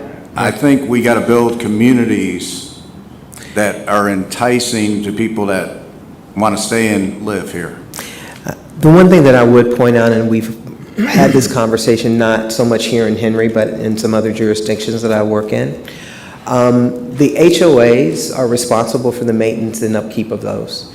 And what that means is that the more amenities that you put in, the higher the monthly assessments will be for that community, because they have to maintain both of those. We certainly hope that everybody within those communities pay their assessments the way that they're supposed to. Certainly the HOA has a right to place a lien on properties when people don't pay. But the truth of the matter is, as money gets tight, that's usually the first thing that people don't pay. They'll pay their mortgage, and their mortgage is already covering their insurance and taxes, but then suddenly the monthly payment for the HOA dues gets a little shaky. And so one of the things we do, I at least put out there, is to make sure that we don't overburden the HOAs and the people who are living in those communities. They have to take care of the maintenance and upkeep of all of the amenity areas. So the more amenity areas they have, the more money it costs them all in order to stay and live in there. And they all have private streets, I believe. All of those are private streets because it is a gated community. So they also have to maintain the gates and they have to maintain all of the streets themselves. So I would just ask for that to be a consideration because that was part of the reason why we weren't looking to put in that second pool. Maybe it could be more of a wading pool or a smaller or kiddie pool or something of that nature. But I would just ask that we think about that because the burden, I don't know how much they're paying now, and that's something that we can find out in terms of what their current dues are. But doubling that, when you put in the other thing, you would think, oh, well, there's just more people to spread that love around. But again, there's 332 people in that side, there's 217. They're all going to be one big subdivision, all sharing. So I just wanted to point that out. And one thing for my proposal with this half-acre lot, flat land, if the HOA can't incorporate that, because that would be a smaller cost, I bet you the kids or a parent would cut that yard. So that's where I'm not adding to the HOA's expense. Okay. You would lose a house or two. Well, here it would be 4 or 5, but that would make sense for something for the kids to have. Because if you build it, I can't knock it down. I got you. Understood. I just wanted to point that out. Okay. Thank you. All right. Looks like we have no other questions at this moment. So we will move to anyone else that wants to speak in support. We had a little more time on there. Remember, this is both a rezoning and a variance. Anyone else want to speak in support?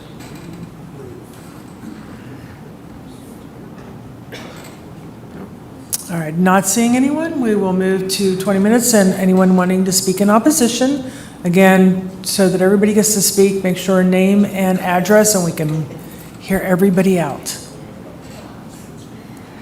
I promise I won't take but a No, minute. it's okay. Judy Hudson, 1003 Park Place Lane. I am one house from Pates Creek. I've lived there 38 years, and I've watched it grow from a dirt road to a paved road. It's traffic on that road unbelievable, as I said before. If they're planning on putting that many houses in there, I agree with you. Put some pools and something else in there. But the infrastructure cannot take care of that subdivision on Pates Creek. It cannot. I would invite each one of you to drive down Pates Creek. Try to get out on McCullough. Not during school time, because you haven't got a chance during school. But now, try to get out on Noah's Ark without getting hit. I mean, it's ridiculous. The infrastructure cannot hold up what they're trying to do. And I would invite these developers from other counties and cities to move to Pates Creek or to move to Henry County. Thank you. My name is Cheryl Delane. I live at 1002 Park Place Lane, Jonesboro, Georgia. I live a block from Pates Creek. I lived there for approximately 30 years. The development that they're planning, it just doesn't fit. It will be too crowded. Too crowded. Try and go there when your child is in school. When the school is open, the traffic is jam-packed. You cannot get out of Pace Creek. There's no traffic lights. There's nothing. And so you have a difficult time trying to get there. I've gone all times a day. I go numerous times during the week, and the traffic is not good. Not only is the traffic bad, but there's just too much congestion, period. Henry Piedmont, the emergency room is terrible. There's so many people there, they can't even take care of the sick like they should. I know they're expanding it, but the emergency room is terrible. So you're trying to bring more people. They don't want it to be RA because they know they have to spread the homes out. They want to put as many homes as they can, and everybody in here know why. It's because of money. Now, we all need money. I understand that. It's business. But don't put all these homes here. You pack them together. I'm told that the new law for Georgia with the I believe it's R5 says that you can put townhomes and cluster homes. Now, I saw the gates. I've been to the community several times. They're saying that this is going to be part of that, which is going to now come to Pates Creek. And then they're going to put that property there with cluster homes. They're going to have townhomes, I imagine, plus those other types of homes. Because you can do that with the type of zoning they're asking for. So they'll tell you one thing, but they'll come and do partly something else. So they can come here and make it sound really good to you, but we have to live with that. And we've been citizens. I have myself for 30 years. And Judy told you she's been there for 38. So we've been there and we've seen it all type of ways for a long time. Please consider the citizens that live there. We love Henry County. And with the way they're doing it over that area, they have so many places, townhouses, so many apartments. It just looks terrible. I don't even recognize the place. So please consider the citizens.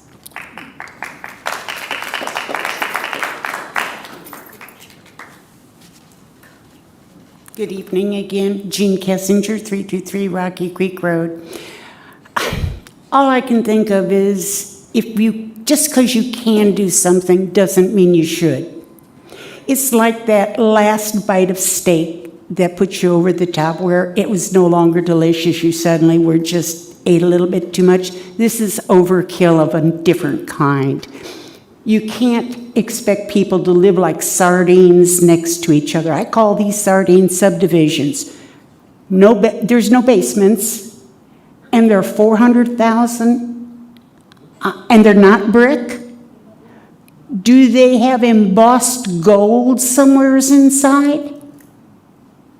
I mean, who's zooming who, really? It's the developer. They clear cut it. They destroy the diversity. They put them houses up just as quick and cheap as they can. They don't care about whether their kids have a place to play. They talk about a lake and a park. I'm sorry, I've been a mama. My kid's not going anywhere near that park without me if there's a lake anywhere near it. It just isn't going to happen.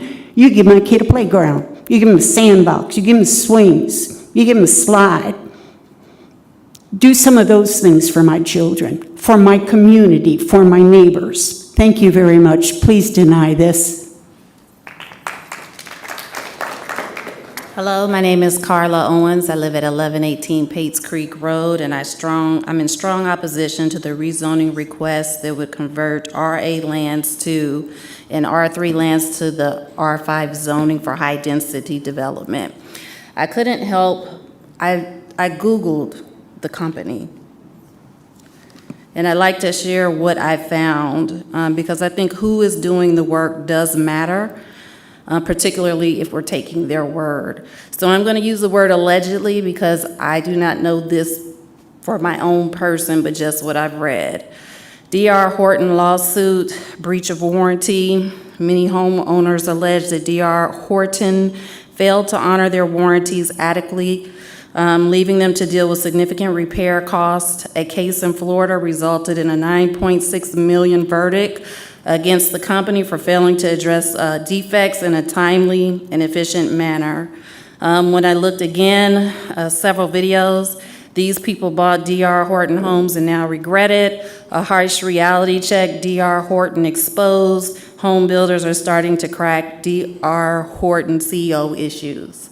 So with that being said, before we take a person's or a group's word, what is their credibility in this industry? I'm going to just talk about a few things because there's a lot of people that want or have something to say. Back to strain on infrastructure, we already have slow internet, poor water pressure, and limited utility services in our area. RA zones aren't typically equipped for sewer lines, fiber internet, or high-volume water use. Adding this high-density community can overload these infrastructures in addition to the traffic that we have talked about. Environmental disruptions, one of the reasons why I love my property is because it's agricultural, is because of the wildlife and the land that we have. And this proposed development will destroy lots of green space, trees, and wildlife habitat. I have concerns about the heat island effect, air and water pollution, especially important in land, because we do have creeks and many of us have ponds. Hoping that environmental assessment and tree removal permits have been submitted and honored. Drainage and flooding. This development will increase impervious surfaces and put surrounding homes at risk possibly for flooding. Townhomes mean more rooftops, more driveways, more roads, all of which reduce ground absorption.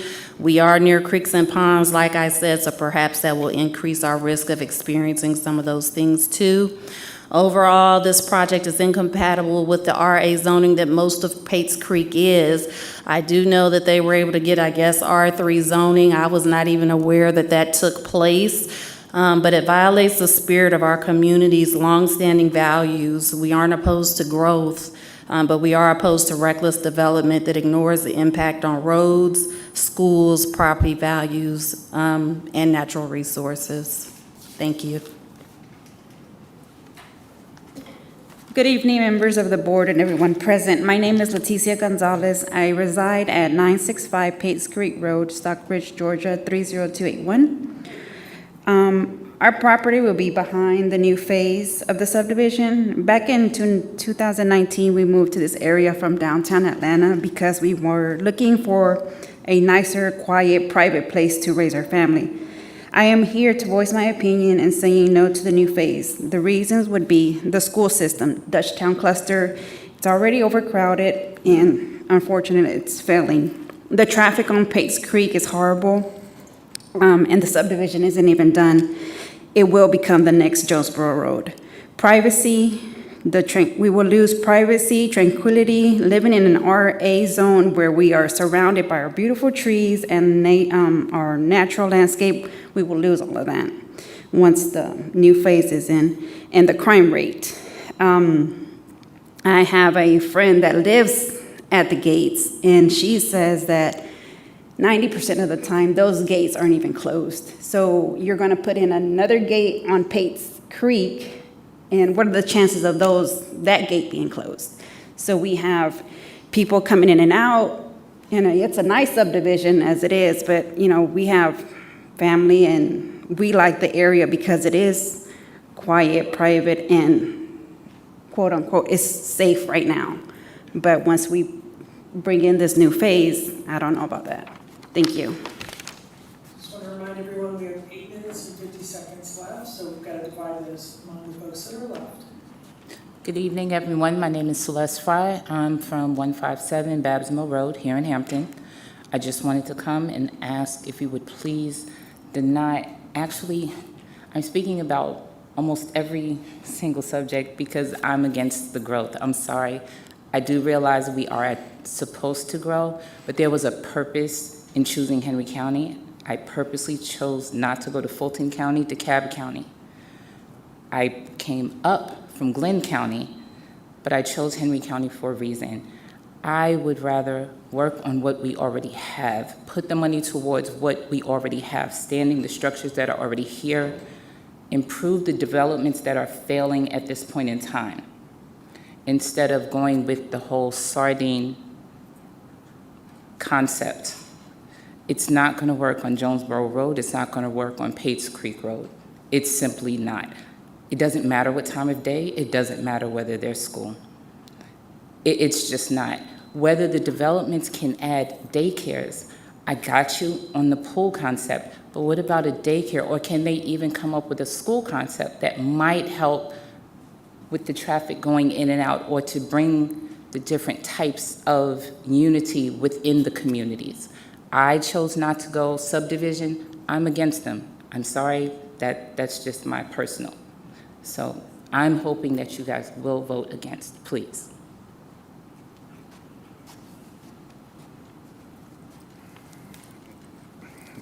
Good evening. My name is Alejandro Medrano. I live in 1122 Pates Creek Road. I'm against the houses being built for a couple of reasons. It's congested with traffic. Also, there's too many homes being built. That's going to affect our schools. I have my daughters going to our schools. There's a lot of crime coming into Henry County. That's going to bring it even more. I do construction, and I know how homes should be built. I've been in the construction industry for 15 years now. Their homes are not top homes. They're not low grade, but they could be better. I done work for them before. I seen their quality. I've been there. I done work not for them here in Henry County, but for Fayetteville area. And they're not, the superintendents there tend not to care as long as they're getting paid and they're making their money, which is great. But at the end of the day, this is where I'm going to live, and their way of building could affect our community as is right now. Thank you for hearing me.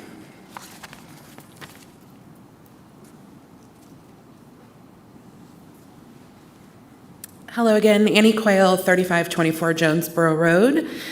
We have belabored the issues with traffic pretty significantly tonight. I think you can agree with that. So I will not necessarily beat the same dead horse, but there are a couple of things that I want to mention that are very relevant to this particular community.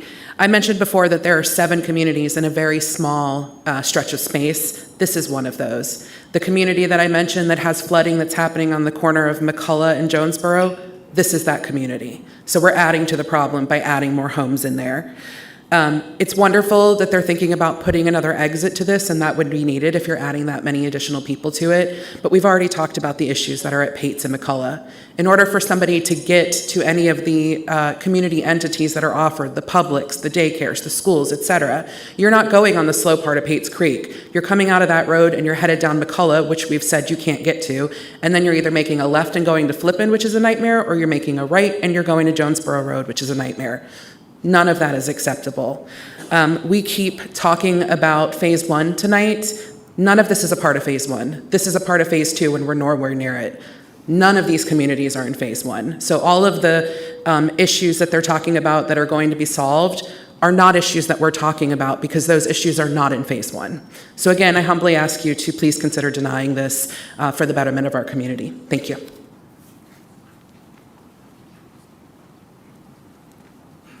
Kimberly Rowe, 1100 Pates Creek Road. I just ask you to please deny this. It's just not consistent with the area. We're pretty much all RA around there. There's donkeys, roosters, and just the density of that just doesn't even fit in. And Pates Creek is just a really small road. Every time there's an accident on I-75, the GPS reroutes big trucks and everything else through there already. So another gate there is just going to exasperate the problem. Thank you.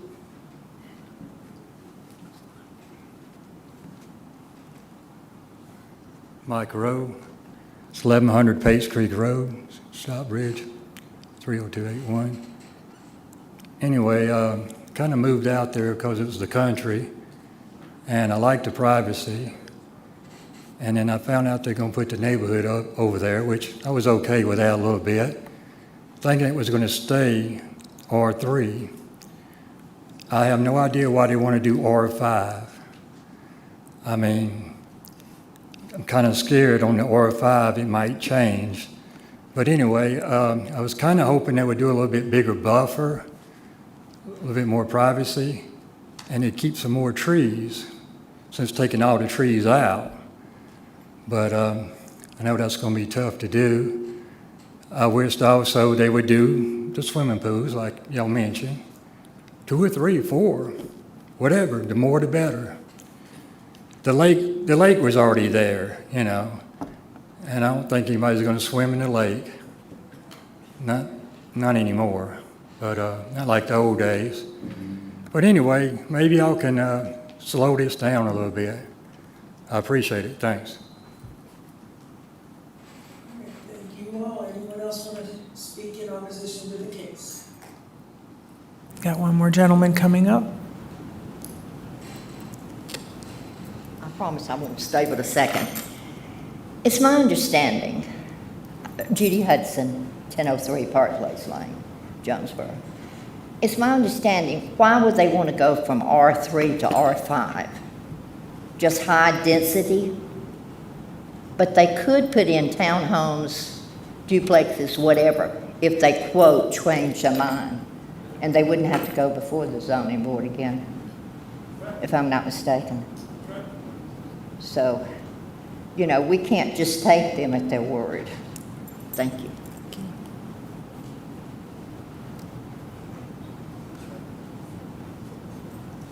Hello, I'm Benjamin Quayle. I live at 3524 Jonesboro Road, which is, as you probably know, it's right in the middle of all these subdivisions that are being proposed to you. I just wanted to add one thing that we've hit on a little bit tonight, but not necessarily much focus on the capacity of the hospitals and the emergency rooms in this area. We've lived at that address for about 3 years, and we've had 2 trips to the emergency room in that time. One was for our 8-year-old son. We were waited in the ER for 8 hours for a head injury. And the second trip was just a few weeks later for me. Cut most of my finger off with a table saw, and we were in the ER for 15 hours. Luckily, someone came up to me and saw the tourniquet and got me into triage. But I think the capacity of this infrastructure, I mean, that says it all right there. 15 hours in the emergency room. And you could tell by the actions of the people that work there in the ER that this was perfectly normal. It's an everyday occurrence. Thank you. Thank you. All right.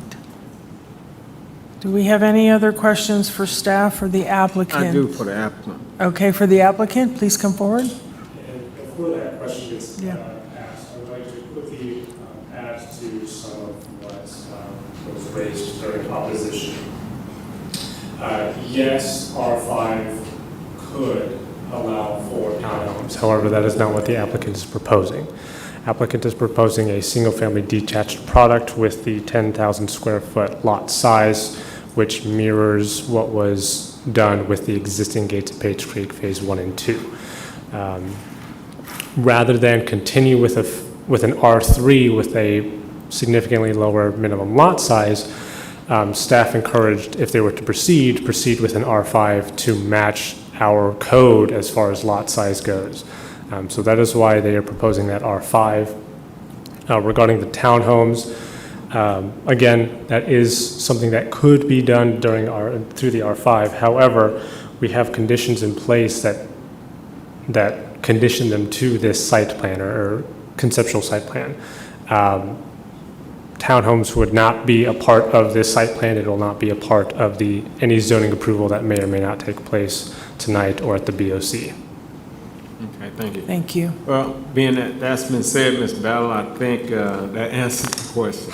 Yeah, I was going to say, we would certainly be acceptable to a condition that there will be no townhomes. Okay, and we'll. And that the minimum lot size would have to be 10,000. Again, staff, I think, you know, we were prepared to come here and ask for R3 with a variance for the 10,000 square foot lots. So the R5 was staff recommendation? Correct. Okay. All right. Other questions? No? Any other questions? Yes, Mr. Van? For staff, is this in the highway corridor overlay district?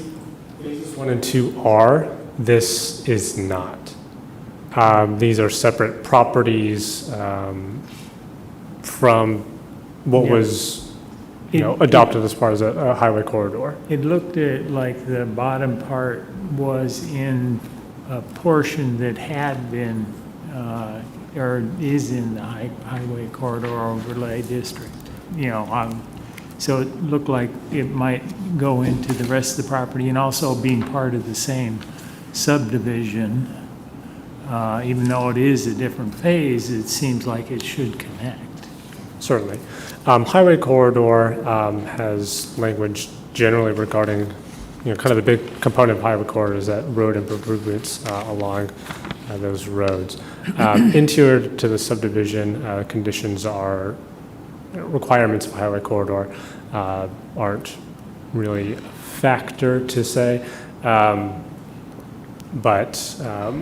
we'll clarify with existing gates of Page Creek Phase 1 and 2, see what those interior sidewalks, and we can require that as part of this phase. Okay. We would like to say that our streets are going to comply with the highway overlay corridor voluntarily. So that's what was intended. Let me clarify. Hold on. Let him clarify. So the goal is Phase 1, 2, and 3, there's not an imaginary line that you're going to cross into. It's going to look different. All the streets, the landscaping, the sidewalks from Phase 1 and 2 are going to continue into Phase 3. So it's all going to look one community, one subdivision, the architecture of the homes. So if the concern is that you want to make sure it does, you can put a condition that Phase 3 streets and sidewalks will match Phase 1 and 2 streets and sidewalks and architecture. Okay. And to be clear, we represent High Brass Properties. They are the land developer. The property currently is not under contract. Certainly, it would make sense for D.R. Horton to seek to buy it, but we don't know that that will be the end user, but we do know the type of product that we are willing to condition upon. And to add to that, staff has moved forward for a number of cases now. In the off chance that this is not developed by the same who, developing and building as far as Phases 1 and 2, we have a condition here. Each permitted home, condition 13, each permitted home development shall be compatible with existing homes as determined by planning and zoning. We want to make sure that these homes in this phase are matching what is within the existing phases. That's a language that is standard through all of our recent rezonings to avoid that mismatch that may occur if another builder goes in. Other questions for staff or applicant? All right, seeing none, our time has come to call the case. RZ 24. Or cases.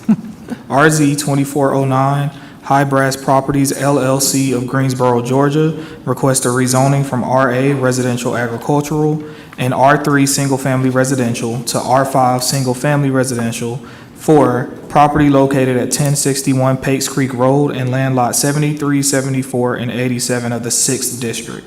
The property consists of 108.09 plus or minus acres, and the request is for a single-family residential subdivision, District 2, presented by Kent Atlanta. So we'll make a motion for the first case. And then Make a motion that we approve with a condition of 40% by 2028, and with also a condition of no townhomes and multifamily dwellings. And this facility will have added facilities equivalent to phases 1 and 2. Okay. That is the motion. Do I have a second?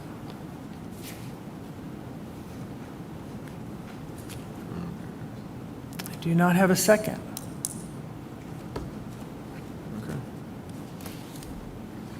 I feel like I'm watching a tennis match. I do not have a second. Without a second, do I have another motion?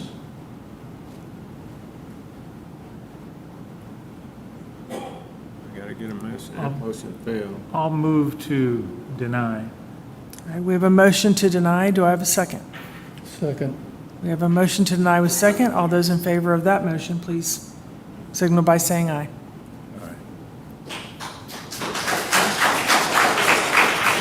All those opposed to that motion, do you want to go on record? Okay, we have four for and one against. All right.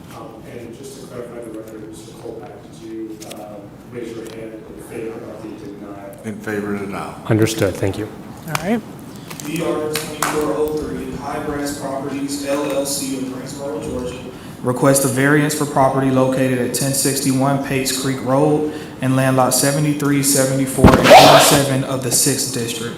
The property consists of 108.09 plus or minus acres, and the request is for relief from Development Standards District 2 presented by Kent Alana. All right, do we get a motion? Make a motion to approve based on last motion. Okay, we have a motion to approve for the variance. And I do not have a second. Therefore, do I have another motion?